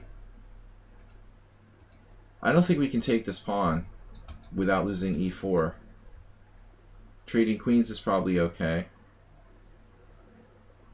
I'm kind of on the fence about trading queens. The problem is h3. If we hadn't played h3, we could keep the tension with something like rook e1. But we don't want to end up in a position where we have to play h3 and f3 or something like that. Like I'm saying, what if we play a4? Black takes here. And now what do we do? Florentino Garmendes with black. That guy like wickedly beat me in a curious attack once. Knight takes d4. Rook e8. Now what do you do about your f3 pawn? See? What are you going to do? Are you going to play f3? I don't think so. So Tanya Hernandez had to do bishop f3, but I mean, that piece is not great. Not great placement on f3. So, yeah, I think Princess Chess did what she had to do. Taking here, giving up the center. And now bishop e3. Wow, Bilek versus Andras Adorian. a4 standard. Princess Chess can't do rook pawn moves, although she did h3. I guess it's making progress. Normally we play a4. I'll show you a cool idea that Feugl did with white against me, which is funny because Feugl plays Igor plays the Pirts. He played like bishop c4, queen b1, queen a2 in a game with white, which was a really cool idea. I lost like this with black. I did occasionally play the Pirts. I don't remember how Igor tricked me into playing the Pirts. But it was literally like bishop c4, queen b1, queen a2, and I was like getting smoked on this diagonal by white's bishop. And I never saw anyone play queen b1, queen a2. But Igor plays the Pirts with black. Instead, Princess played queen c1, kind of typical Karpov move. Rook e8, very solid. And now bishop h6. And I can't begin to say how bad this move is. Guys, is anybody still here? Alright, we're still alive. Wake up! Wake up! Yes. That doesn't work. Well, yes. This is a terrible move. You never ever trade your dark square bishop for a bad dark square bishop on g7, blocked by his own pawn on e5. That's something you do. You do it in the dragon. You do it in the Benoni. You do it in positions where black's bishop isn't restricted. But here you're trading your good bishop for black's bad bishop on g7. That's his worst piece. This is his worst piece. The knights have promise. You know, black's knights will have promise. The bishop has a good diagonal. But the bishop on g7 is blocked by the pawn on e5. The best he's going to be able to do is bring it back to f8 and pray that it can get out this diagonal, like f8 to b4. So bishop h6 is like question mark, positional mistake. Another thing is you should have played a4. You want to restrict that expansion with b5 and maybe even go further with a5 yourself later on. This would also set up ideas of bishop c4. Even possible, you know, well, queen b1, it's a little late now because we already played queen c1. But in any case, Princess Chess doesn't move rook pawns 2 squares, just 1. But she's got to learn to play a4. I mean, this is a normal restriction move. I guess she's just going to have to study Karpov's games or something. Bishop h6, b5. Okay, b5 is kind of dicey because white might be able to smash it with a4. It's a interesting idea. Now bishop d3 and this octopus bishop. The amputated octopus. It's totally got 2 of its legs cut off. It only has legs in one direction. Back to e2. That's a sad move to play. Basically, Princess Chess thinking is, Well, black's going to play b4, undermining my e4 pawn, so I'll use the amputated octopus to protect the pawn on e4. That's a sad state of affairs. If we have to put our bishop on a kind of bad square just to guard that pawn, maybe we could find something more dynamic. I mean, honestly, I don't know. You might as well play just a3. Wait a moment, you know, and then I don't know what to do. I don't like it. Knight d7 coming here. I want to bring my bishop back to e3. I told the game I was playing with a very strong GM, Vadim, and I did it too. I did bishop h6. I've told this story before on the stream. In a slightly different position, but I knew it was a mistake, you know, and I was like, I can't believe I'm doing this, you know, I'm playing bishop h6.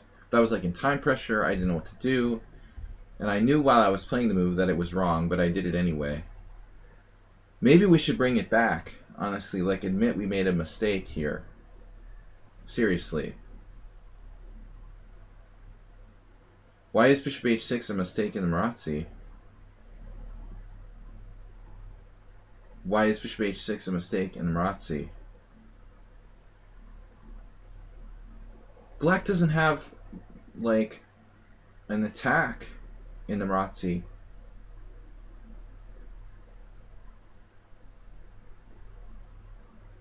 I guess it's not always a mistake in the Marazzi. Like, I've seen examples where black came under attack. But in the closed King's Indian, where the bishop on g7 is bad, it's definitely a mistake. I think in general, move 11, you're talking about Marazzi, where white has a space advantage, and he shouldn't be trading any pieces, you know?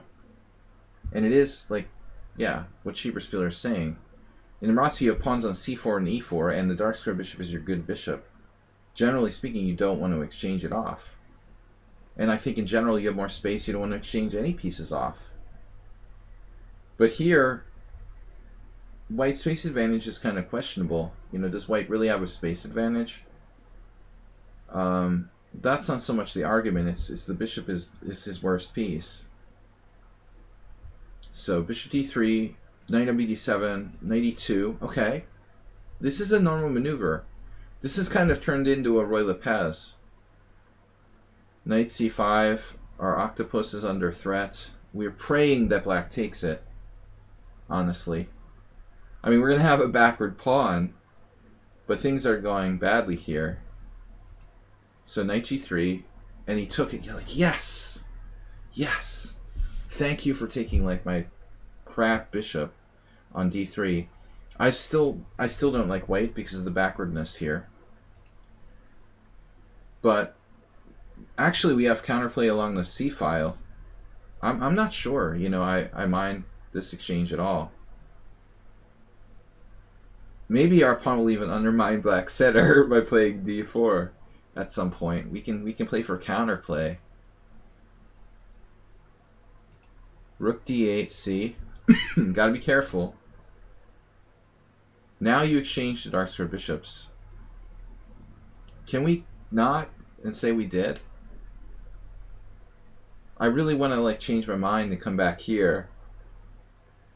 Oh, she even talked about the octopus on d3. So that's becoming, like, famous now. Mr. Octopus, Dr. Octopus got captured. But I'd rather, like, I don't know, I'd rather not trade the dark square bishop here. It looks like we have no choice, though. We can't just drop our d3 pawn. We can't stay in this paralysis forever. But let's try to protect the pawn. Can we protect the pawn? I mean, I really like to play d4 if there was a way to make this work. Now, you've got an imagination. Maybe there's some tactics. Let's do a little fantasy analysis here. Just hypothetical stuff. d4, pawn takes pawn, e5. Hey, have another pawn. Now knight d5. We almost have the craziest stuff like knight h5 now, right? I mean, we're getting really close to something serious here. Once we get e5 in, we drive the knight away from f6. We have what Larry Christensen calls the student body attack, with all these pieces outnumbering the enemy. This seriously might start to be dangerous, but probably, you know, black could just go like bishop h8 or something. in that position and sidestep. That would be awkward. But it looks to me like it's getting close to a stage where we could have some serious threats. Yeah, just like take, maybe knight takes d4. What's going on now? Does anybody know what's going on? Because I'm starting to think like white might be better.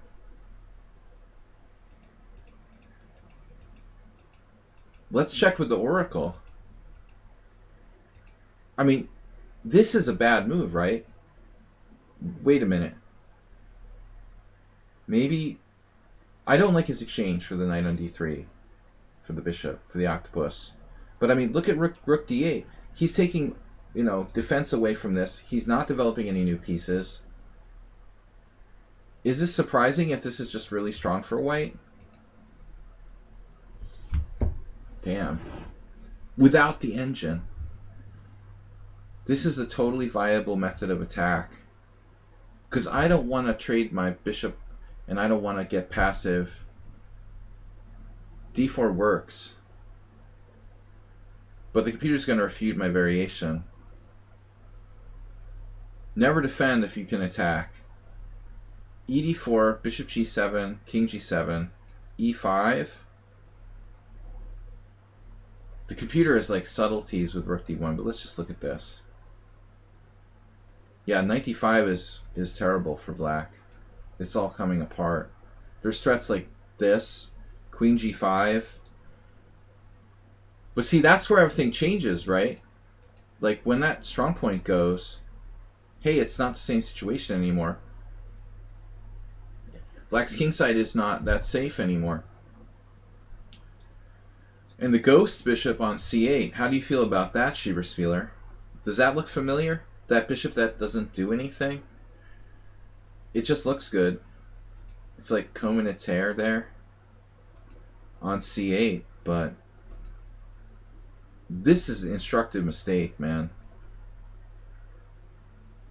Not all bishops are created equal. I'm the guy who was talking about how bishops are better than knights in a vacuum. But I'm not taking that bishop on d3. That is a amputated octopus. It's the worst bishop ever. So he takes it, because all bishops are equal. Bishop g7, king g7, and then queen e3. Okay, this isn't bad. We've got d4. Hopefully black's backward along the c file. Please play that move. Okay, we got it in at least. White is now fine, out of danger, and now we can try for more. Good coordination. Both knights maybe coming to f5. We got a potential pseudo sacrifice. a5 from Warnacki. That move. Wow.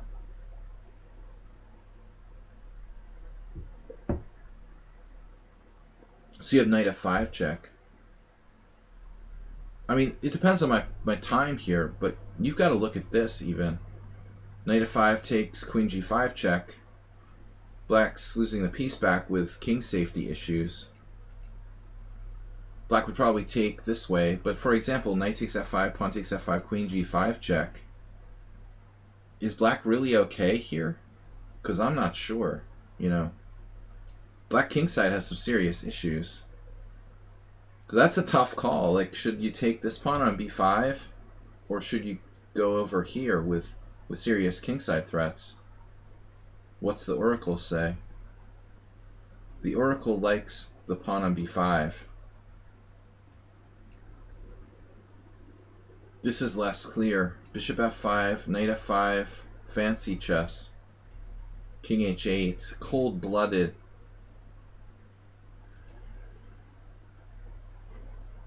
Schieberspieler would find this too. The cold-blooded defense. And black's alright. So oracle refutes that. Princess Chess did the right thing, taking the easy money with knight b5.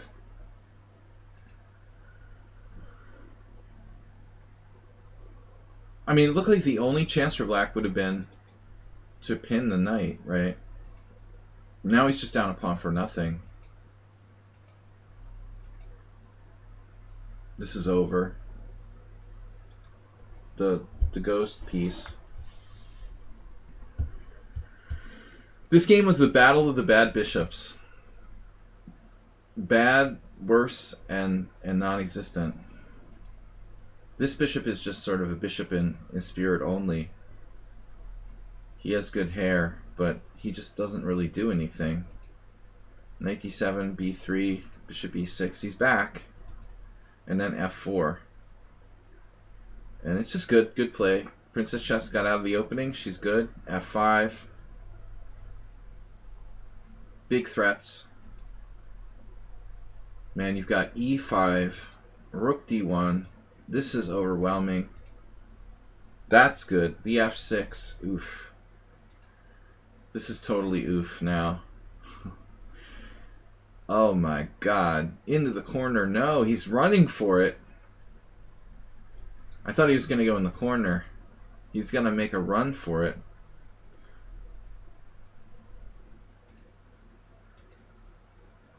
Yeah, this doesn't look good. I mean, queen h7.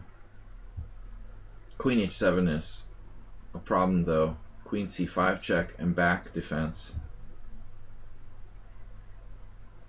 Queen e7 doesn't win directly.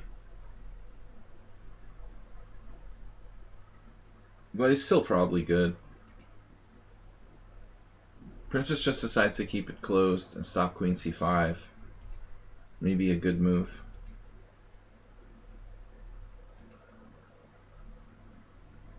I mean, black's lost in the ending, but do you really want to trade queens with the black king in that position? I don't think so.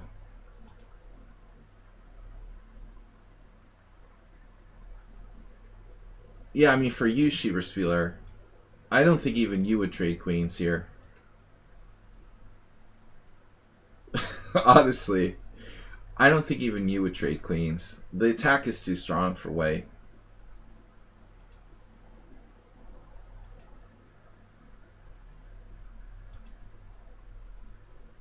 Yeah, but suddenly it's not so clear. It looks like white's going a little bit off the path now.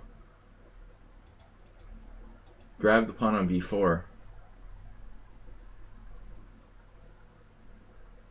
White needs to strengthen their attack. That's awkward.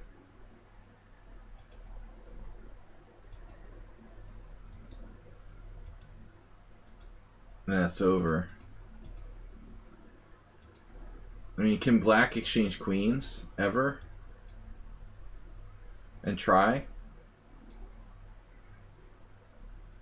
Try to pick that pawn up with like rook g8?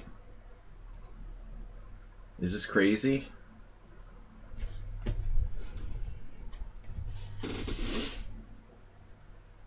Can we save the pawn on g7? Maybe white played a little too fast.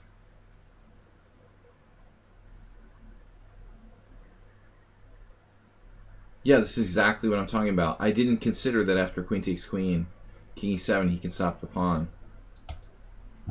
That seems to be problematic. Oh, maybe white isn't even winning here. The oracle is right on the fence between better and winning, but it's not clear. Yeah, it looks like you clearly made a mistake. Starting at this point, knight e2, is that necessary? First of all, you should have just grabbed the pawn immediately with queen h7.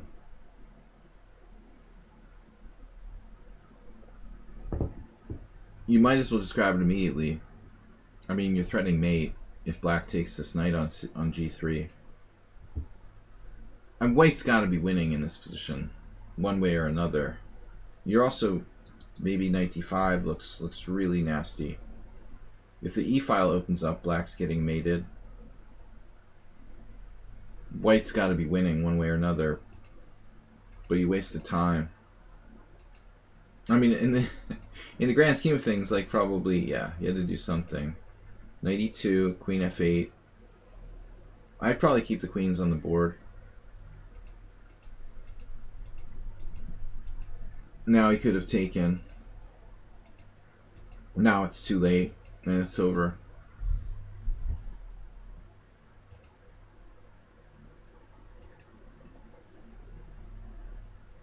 I don't think the black can survive here with that pawn so deeply advanced. Last chance before the Morales game. You also have this pawn. It's over. And obviously, this doesn't work because of knight d3. So she had a nice move. And when we capture, it's protected. Good job, kids. Alright, next game. We've got... I want to say Warnaki. Next guest. Guys, check out Schieberspieler's stream. Tomorrow I'm going to be streaming 11 a.m. Blitz stream here, taking challenges, and Schieberspieler will host his stream from 2 p.m. Alright, I've got Morales, VIP.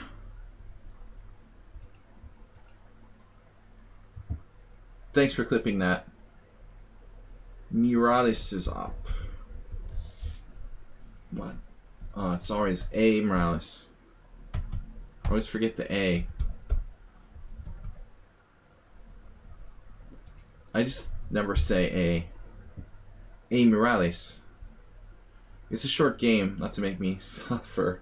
So it's funny. Here I think it's quick victory with note boom. White goes e4 instead of e3. Now listen.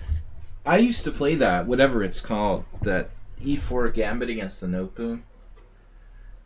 I made a living out of that against class players. But eventually once I lost to like a good pawn triangle player, and I was like, I'm not going to do this anymore. We'll see.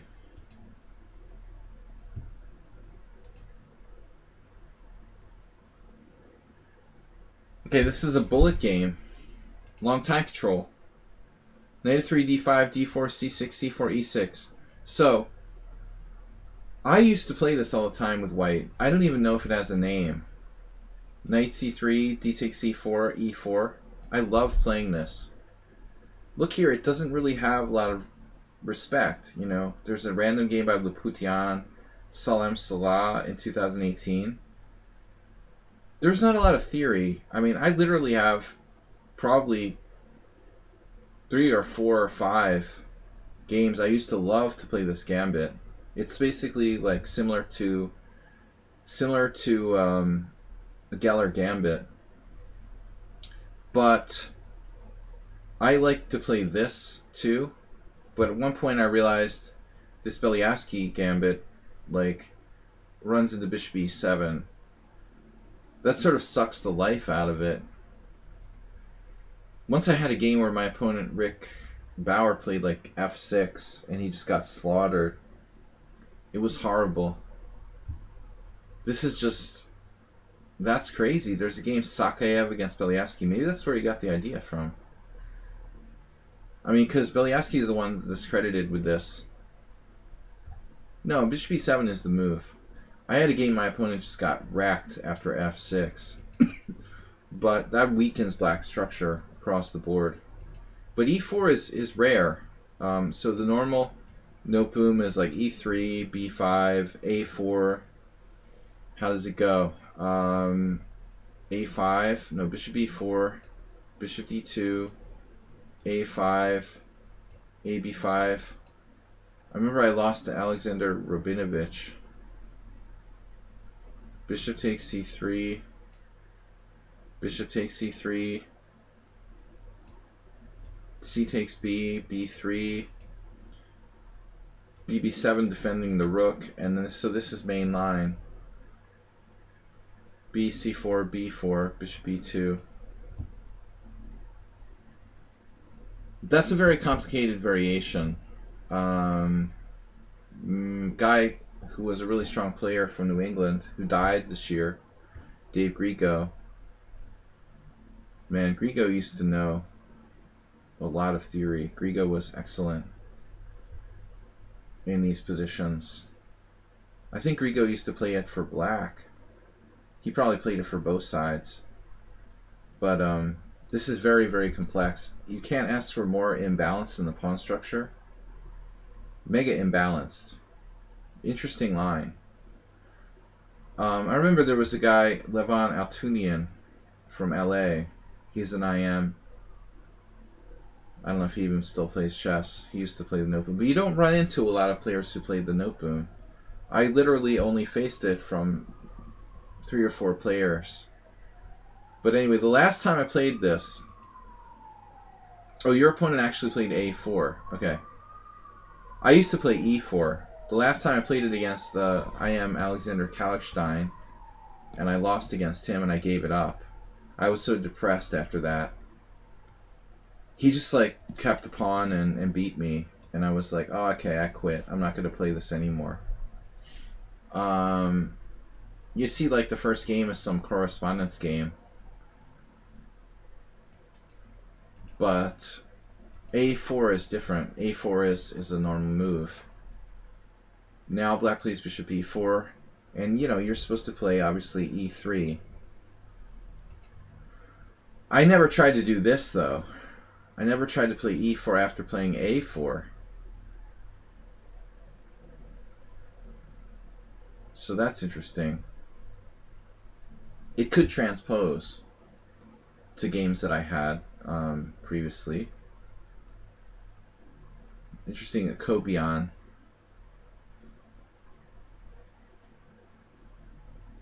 My bishop G5 idea? Well, I don't think so.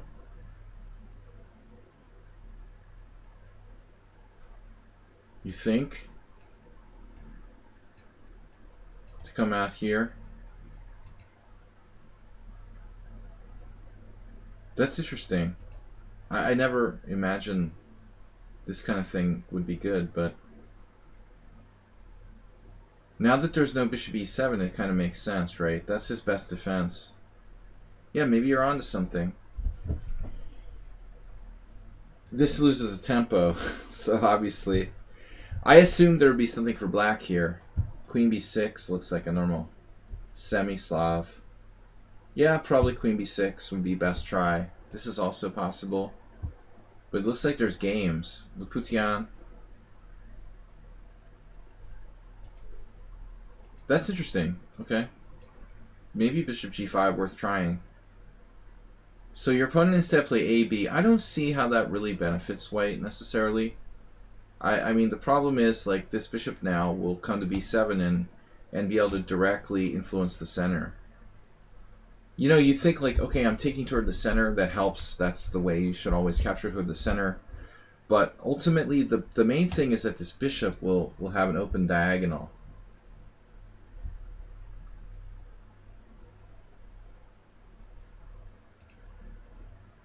Yeah, I mean, this move is really hesitant. I wouldn't even consider playing bishop d2 in this position. I mean, you sacked a pawn like it's some sort of romantic gambit, and now you're playing bishop d2. I'm talking about you, like, you guy who's playing white. I know Antonio is black here. So this is Antonio's game with black. I'm just speaking with the you, like, the general you guy, whoever's playing the white pieces here. Tikkanen has a game from 2000, but I mean, he's a Finnish IM, or maybe GM. But that's like when he was a kid or something. It's just like a random game. You never play bishop d2 here. It's absurd. Isimil, you're welcome. So there's nothing else to do. I mean, you basically have to play bishop e2 and get yourself castled. But the problem is this pawn. Leonardo Tristan. Well, that's why we don't play AB. Duh. Right? What are we going to do about this now? The Tikkanen may be Swinish. He might be Swinish, sorry. He's Swinish or Finnish? Or Swedish? That sounds like a Finnish name, man. Spectacular Camel. You're almost Scandinavian. It sounds pretty Finnish to me. They like that double K stuff. He could have crossed the border illegally or something. There's definitely a border somewhere. Yeah, he probably, like, illegally crossed the border. They should build a wall. Alright, b5. They gotta watch this. Those invading Finns coming over. the Finnish-Swedish border. It's constantly an issue. Okay, A takes b5, C takes b, bishop d2, queen b6. Black played bishop takes now. And that's a horrible move. Antonio, why would you want to trade your bishop there? I am offended by bishop takes c3. Louis 49. You found it. The info. Yeah, I mean, like, I live in Hungary. There are tons of Hungarians, like, who live on the border. It's very, very typical. You know, you might be like Hungarian, Romanian, or Mexican American, for example. All right, but the name is definitely Finnish. Thanks for correcting me. But I don't like Morales trading here. Why are you going to trade your bishop? Isomil with a bit war, 500 bits. I'm offended by bishop takes c3. It is not attacked. Why is... Alright, bishop d2.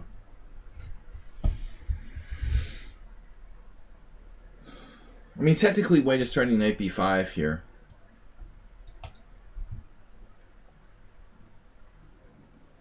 But you could play knight f6. Maybe not. Slang change. Aspirate's a slinger. He likes to slang. 500 bits from Isomil. Thank you.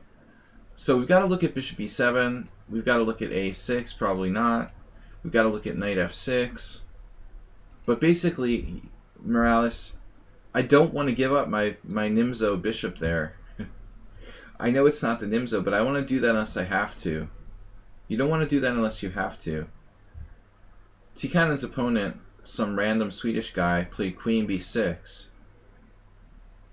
Guarding b5. Well, that's a good alternative. Man, this guy, he was really Mr. Creative. Queen b1. I've done stuff like that. He was a little too creative back in 2000. He's rounded his game out. I used to be too creative too. Well, he's protecting e4. And there's possible lines, you know, where this will be relevant. It's a little weird. That's something I would normally do after bishop takes c3, queen b1, like attacking b5 or something. I normally don't do it immediately. He just wanted to be fancy. I mean, honestly, like queen c2 looks like a standard sort of move. There could be reasons, though. Like if you go queen c2, knight c6, knight d4 will hit your queen. Maybe on b1 it's a little safer. It's not an absurd move at all. But anyway, okay. Morales played bishop takes c3. Now how do we take? With the bishop? Pawn takes has to be considered, but it's hard to keep e4 protected. That's my usual repertoire. But honestly, man, your position looks a little hollow on the dark squares. I mean, have you thought about playing the black side of the winnower? Schieberspieler doesn't like queen b1. Well, the point is to put the queen on a safe square where it controls the acerbate diagonal. Obviously, it's a little abstract, Schieberspieler. I'm not a queen b1 supporter, but I see its point. Bishop takes c3. Are there more games? We're getting toward the end now. But I've been a little slow today. So there's Louis 49 and Kakatiri. I don't know if we'll get to another one.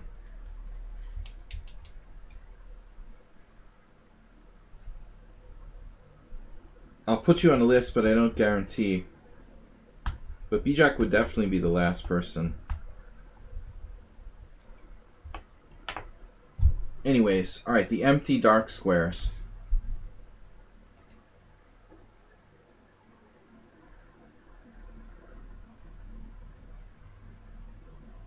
I think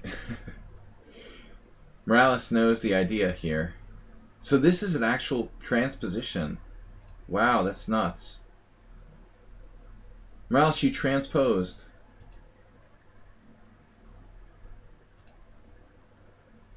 I did something like this against Alexander Rabinovich. I remember that. And I lost. Lev Milman, there's a name I haven't seen in a while. So here's another guy who played the pawn triangle. Lev, sadly, I think, is inactive. He was a talented kid. Okay, b3, bishop e7, and now d5. I think you're transposing to my game. This is my game with Rabinovich, too. Probably this line.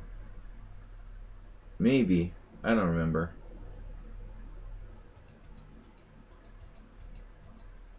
So bishop c3, a5, b3, bishop e7. Somebody played queen b1, Schieberspieler's favorite move. The idea is obviously like b4, b takes c, and this is on b7. That's popular. d5. Okay, but what's the big deal? It's covered. So will white really be able to take advantage of the dark squares? What does he have to show with all this, for all this fanciness? B takes c4, b4. Bishop takes f6 is like yuck. That hurts, man.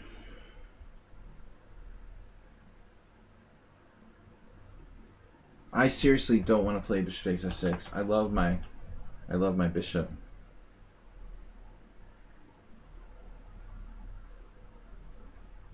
We're looking at this from white's perspective. Really, we should have looked at it from Morales' perspective, but it is what it is.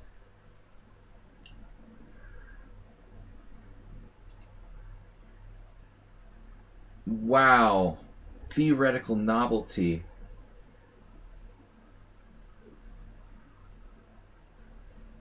I mean, I don't know. I like that idea. I go with Ariane Tari and Slim Bouaziz. Let's take our chances and keep this dark square bishop on the board. I say. Yeah, Schieberspieler, you really need to work on your end games. It's been pretty weak, man. All you do is like tactics all the time and cheap threats and puzzles. You've really got to strengthen your end games. So your technical play is lacking. b4, bishop d4, keep the bishop on the board. No, I want to give it up. Now, is this a miscalculation? b4, a b4, rook a8, bishop a8, queen a4 check. He forgot, like, you have knight d7, protecting your bishop on a8. He's like, duh. Or maybe he saw deeper. And he's like sacrificing a piece.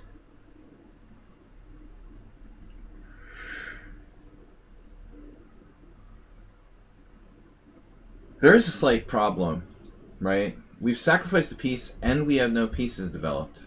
Is that just me or is that a problem? Air. He's got more air than Michael Jordan here. Yeah. Nothing but air. He's down a piece. Maybe there's a chance he could trade all the pawns off. Honestly. I'm serious now. He might be able to trade all the pawns off. I guess I would try queen takes b4 if I had to recommend a move. This looks like a Hail Mary. You're ready to castle though. Once you castle, it's over. Now all your pieces are protected. That's convenient, right? I was kind of worried about, I don't know what. something. Queen b4. He's got to at least try this, right? Take. Another pawn goes off the board. Then another pawn goes off the board. I mean, there is like a 3% chance that you're not paying attention and let him trade off all the remaining pawns or something. I don't know. It doesn't look good. But this really works out now because both your pieces are protected. And you just have a completely locked down formation where there's no weak squares. He just gave up. Good res. That's a good resignation. Resignani. Alright. I'm getting hungry. All I had for dinner was a salad. So, Bowie 49. No, Kakatiri. Thanks, Morales. Kind of a mini opening. Can I just check something? Last thing, is bishop takes c3 really black's best move there? Wow. I want black to have another move. You know, something more natural. It looks like the Swedish Wikström, the Swede. The Swede is... It's funny how limited you are. I mean, bishop b7. Just take on b5.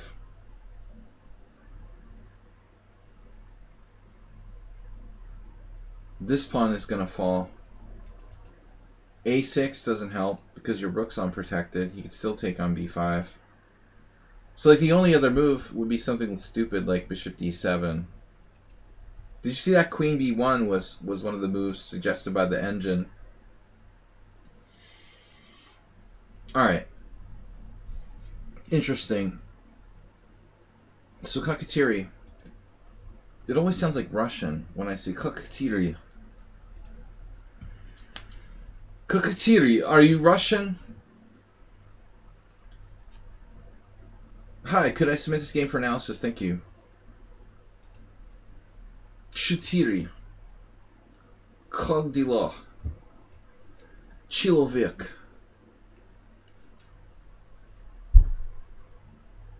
Chilovik. Knight f3. It means cafeteria in Russian. It's Russian for sour cream. Seriously. Krakatoa. You're getting it confused. That's like Hawaii or something. Knight f3, b6, g3, bishop b7. Alright, so you're white here. The worst feeling of ever in the opening was my game with Tomasz Gelashvili, where he played knight f6 and I played g3 and he played b5 and I felt physically unwell. I forgot that black can play b5. On the plus side, your opponent here was most kind and they didn't play knight f6 on move 1. This immediately equalizes. Polish is strong. But b6 right away. Alright. Yeah, you're fine to play g3 there. Bishop e7, bishop g2. I remember, there are people who play, g5. If you really want to be crazy. Mama Jarv. Mama Jarv. How would George W. Bush say Mama Jarv? That would be kind of cool. g6. Castles, bishop g7, and now d3 dubious. Oof. That's kind of harsh. To give the d3 the dubious. Standard King's Indian attack move. I like black's double fianchetto.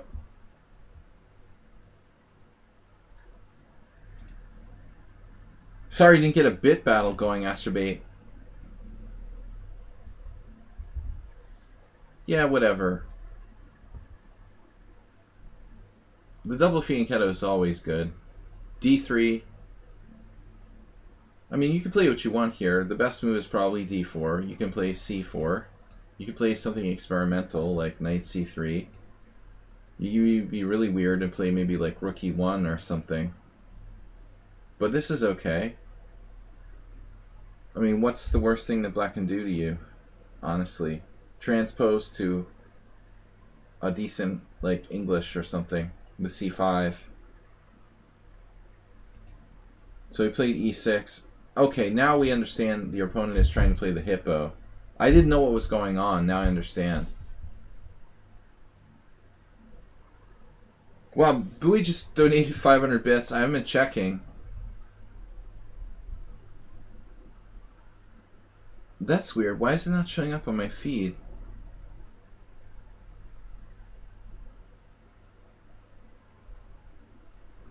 Looks like my mini feed got frozen or something. Astrobate used 25 bits. Isomil acetate 15 minutes ago used 500 bits. Why is my mini feed not working?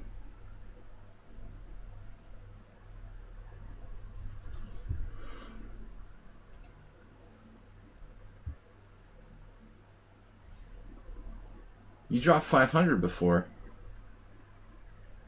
Yeah, I don't know. Why didn't I see that? I had to do some changes to the... Are those still getting announced? I think we had to modify something due to some troll problems. The mad bits aren't like announcing. I had to turn announcements off. We'll see how the troll situation pans out. Thank you guys for your support. Bowie49, Isomil, and Astrobate with a bit battle today. Astrobate taking it down with 1300 so far. So the hippo is going to get played here, which is fine. You know, but I mean, I don't think the hippo against the King's Indian attack. You know, normally you like to play the hippo against someone who's taking a lot of space. It doesn't really make sense to play the hippo against somebody who's just playing a standard formation. 97, the troll situation is not getting better. E4, D6, C3. Okay, C3. You know, I don't know. I mean, does C3... Is C3 a bad move? I would say, do you need to play C3? You got your King's Indian attack formation here. First thing, I don't love it, you know, but maybe we should just play D4. If you're going to play D4, why waste time on C3? The other move that makes a lot of sense, of course, is like Rook E1. But there could be Thomas Potts Sr., 1985. I like how Gurgenidze played the hippo. You might want to have F4, F5, though. It's questionable where your rook actually belongs here. So it's a tough call. I mean, I don't think C3 is a bad move. You might just play D4. You might as well just play like D4 directly and then follow up if necessary with C3. I don't think it's a big deal. You played C3, he plays this. Okay, he's got his hippo, whatever, D4, and now H6. And then we're going to see A6 on the queen side. You know, one thing you want to watch out for probably is the fact that black isn't castled. So if you try to play like H4, he might be able to do some kind of gambit where he can try to get you down the H file. Although H4 is a normal move in the King's Indian attack, you might want to play H4, Rook E1, Knight F1, that kind of thing. I'm waiting for you to play Rook E1, which you did.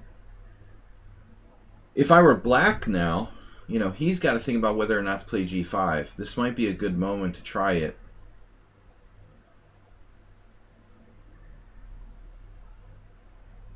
Now where do you go? Knight F1? Oh, that's what happened. No, he played castles first. I like him not castling. You know, when you play the hippo, you want to kind of remain flexible with your king, so I think he should hold off on castling. He castled committing his king now. G5 loses a lot of its power. He can't attack you like a maniac now. So Knight F1, I mean, this is also possible. I'm not afraid to play H4. which is a normal move anyway. You're back to the... That's amazing. They're back to the Thomas Potts Gurgenidze game from 85. So that's Elizabeth Potts' father. He's a grandmaster from Germany. He was never like a high-rated GM, but he's decent. King h7? No. Yeah, I mean, g5, once he's castled, is a little weird. I guess it's alright. You could possibly play h4. He's hoping to play knight g6. You might not get another chance. I mean, if you want to play h4, this is like your moment. I mean, f6 is pretty horrible. So he almost, he almost has to push. But what happens after, like, knight moves? How does black defend this? Is it h5 or f5 or what? It looks kind of sketchy for black. So I guess h4 is strong. You just got to realize his kingside is severely weakened if he has to play h5. Now you bust him with f3, and that's game. I played a few hippos and the King's Indian with both colors. I would say he's toast now. I don't like his combination of castle and kingside with g5. One or the other, but not both. So you missed h4. And now he makes a really weird move, rook c8, trying to play for c5. And you've got another chance to play h4.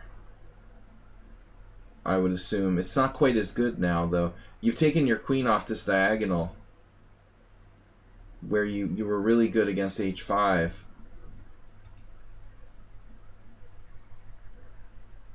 And this is kind of like routine development. It also weakens your control of e4. So you really missed the main idea there. Another thing is that, like, I think your queen is going to the wrong square. I mean, oftentimes we put it on e2 in the King's Indian attack. I think this seems more relevant than on c2.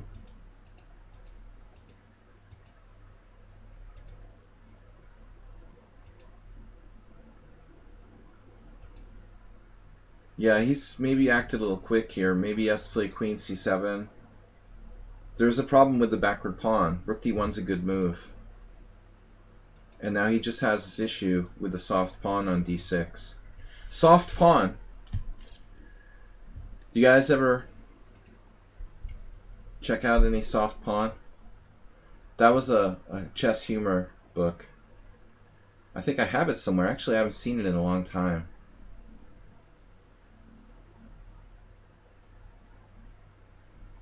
Chess humor is kind of a rarely explored topic. I can't remember who wrote that book. Some British guy. They're not known for their humor. e5. What do they know about humor? Where is e5? e5, the ugly. Don't trade off his dark square bishop with bishop h6. Bishop e3. English, of course, never known for their humor. That's the Germans. Okay, we're getting really close to faulty towers now. We think we're on the Peter Spidler stream soon. I've got to calm down. e5. Alright, cd4. Bishop d4. e5. Yeah, I mean, the pawn here is backward. And he's just made his bishop bad. So just positional mistakes. If he can't get in d5, he's in big trouble. Gotta try d5. I mean, this could erupt like Krakatoa. I'm not sure if it can work, though. You know, does he have this d5 move?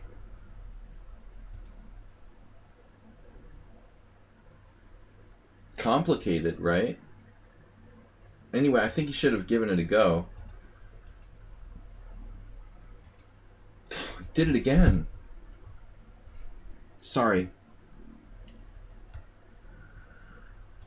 The new mouse. It has a special button. Knight c5, attacking e4, and now bishop c5.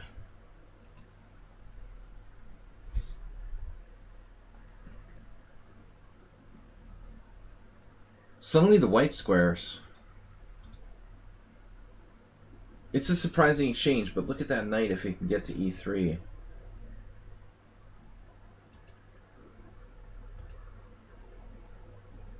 Dun dun dun. Like the difference. Let's just talk about this positionally. I gotta go fairly soon, guys, so I'm getting to like my last game for today, but let's compare bad bishops. Your bad bishop versus my bad bishop. Let's think about this for a minute. Like, this bishop's gonna obviously come out here, or maybe to this diagonal, or over here to the d6 diagonal. It doesn't know like which of those wonderful diagonals it's really going to surface on. Whereas the white bad bishop has the more pleasant choice of bishop h3, or possibly bishop f1, resurfacing on that diagonal. Which bad bishop would you rather have? The one that is condemned for life behind the dark square pawns on d6, e5, g5, and h6, or the one that can actually get out from under the e4 pawn and perform important functions in life with like bishop f1, bishop h3? I think this is an important like strategic idea here. Some bad bishops are worse than others. Spieler likes bad bishop discussions, so he might like try to snippet that too. Anyways, just came into my mind. Rook d2 is slow.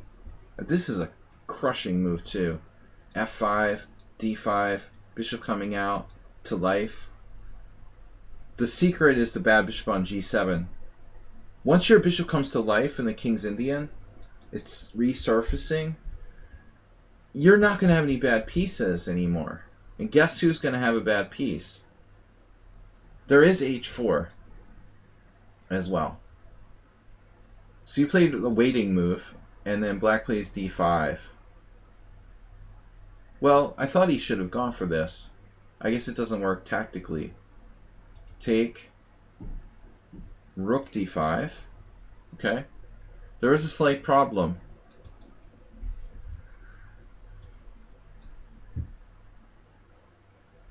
More often like a Queen's Indian trick.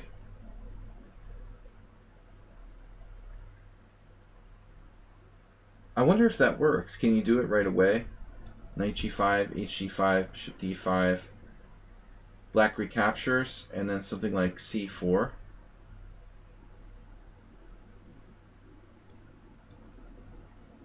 It's possible that black can sidestep with some sort of tactical sequence, save himself. For example, rook d8, knight c2, rook f8 check.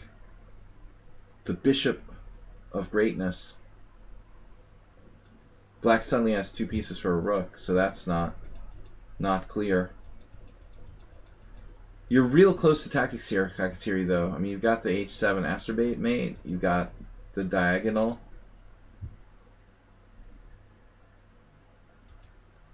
Surprise simul streamer. Instead you played knight e5. When I'm like, whoa. I have to make a confession, guys. I forgot the rook is protected on d2. So Kakatiri with a simple pawn grab, knight takes c5. I'm like, Mr. Fancy. Is this even working? Does this work? There's a refutation. Oh no. hg5, bishop d5, knight d5, c4. Well, I showed the refutation. You don't need two refutations. Anyway. So you just simply take a pawn. Yep.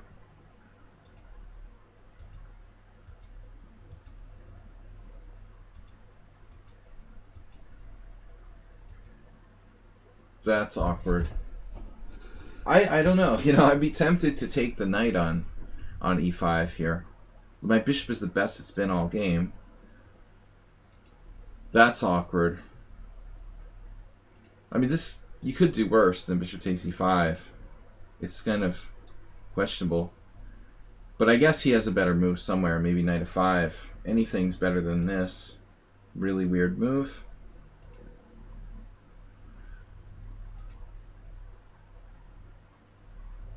I like the f5 square. That can be a very strong outpost for white knight. We're still, I mean, see again, given a chance to trade the bad bishop off. If this knight ends up, if white knight ends up on f5, I'm going to be very, very sad.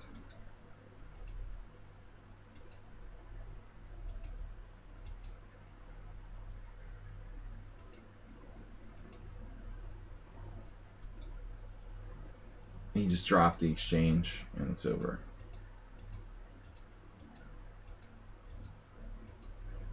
Nice king play. You know, he got his king active. It's a little late, though. Alright, that's it for that. Good game. So we've got Bowie 49 with my game he submitted. Actually, an old game of mine from 15 years ago, which was highly touted by my friend Charlie. I haven't looked at it in a long time. Alright, we'll see what I remember here. So, we'll go with B-Jack's game for next time. It's a little late for me. And it's late for you. B-Jack, you're on the list for the first game for next time. Alright, last game for today. It's quick. It was a fast game. I was white. It was e4.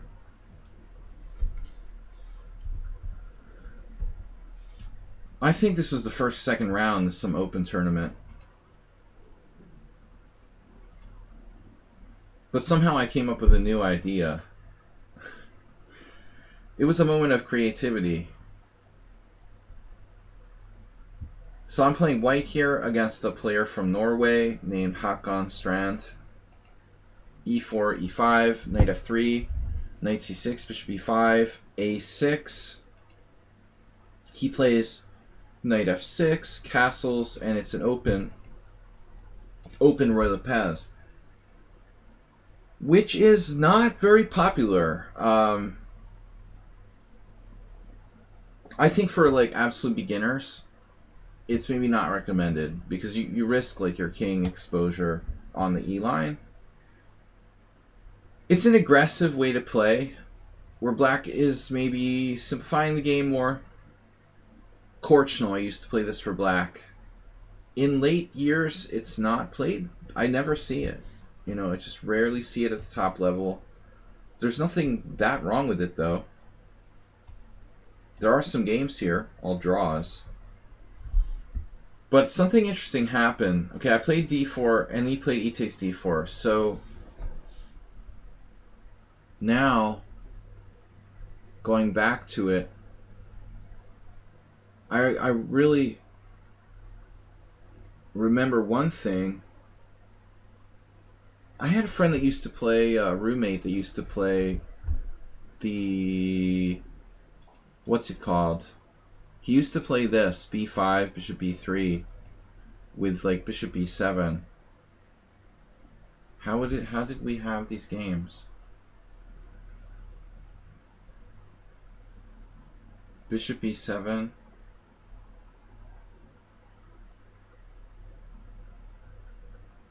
Maybe. I can't remember. Alright, anyway. Maybe he played this too. Knight e4, d4, b5 is the normal move. But instead my opponent played e takes d4. So this is called the Riga Variation. This is known, it's considered extremely risky for black, grabbing a second pawn.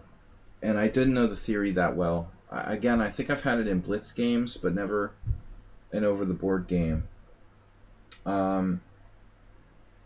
This is well known. Like in the New in Chess yearbooks, there was actually, I remember, a survey. So it's not like the variation is completely unheard of. There were literally like opening surveys on this variation. I don't remember what White's supposed to do. I would imagine like there's some room for new ideas here. Maybe White can even play like c3. That seems like a logical alternative.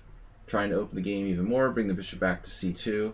Try to get black to grab yet another pawn. I wonder how bad that is. But I played what appears to be the main move, rook e1. So black can play f5.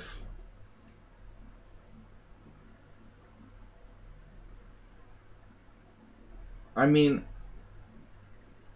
I thought I remember there being a variation with f5 in the New in Chess survey. This looks like it's probably very bad for black, though. So d5 is normal.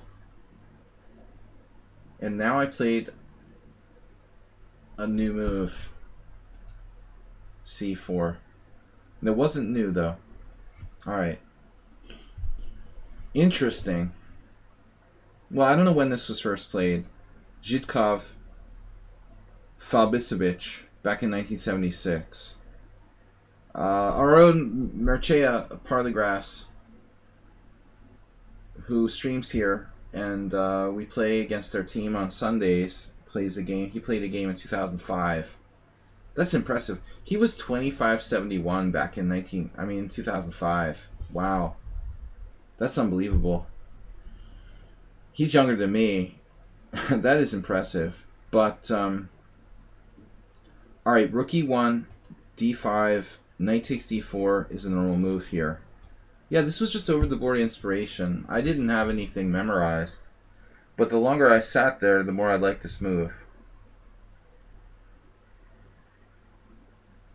So c4, and now black is in a very dangerous place with the knight getting undermined.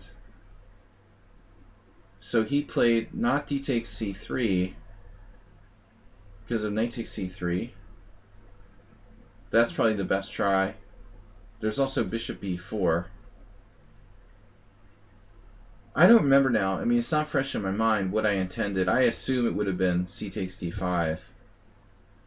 But the computer here is also suggesting bishop g5. So there's some crazy stuff that could have been played.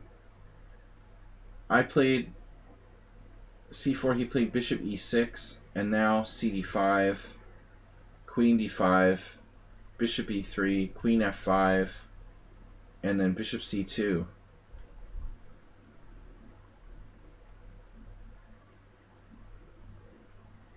And how do you defend d5? It's pretty basic.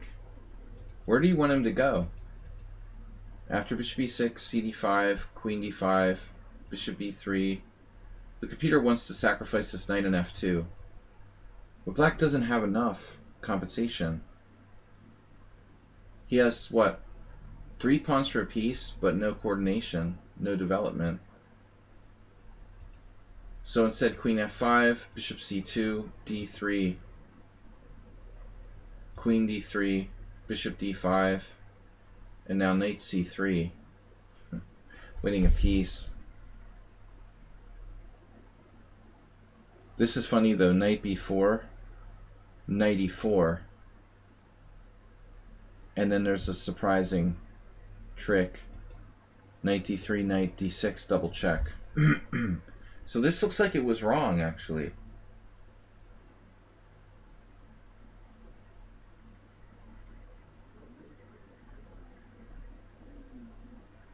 I must have played knight f6 in the game. Probably there's some analysis there or something. I assume I wouldn't have missed the mate. It's been a long time since I looked at this game. But boy 49. Hopefully I didn't miss it.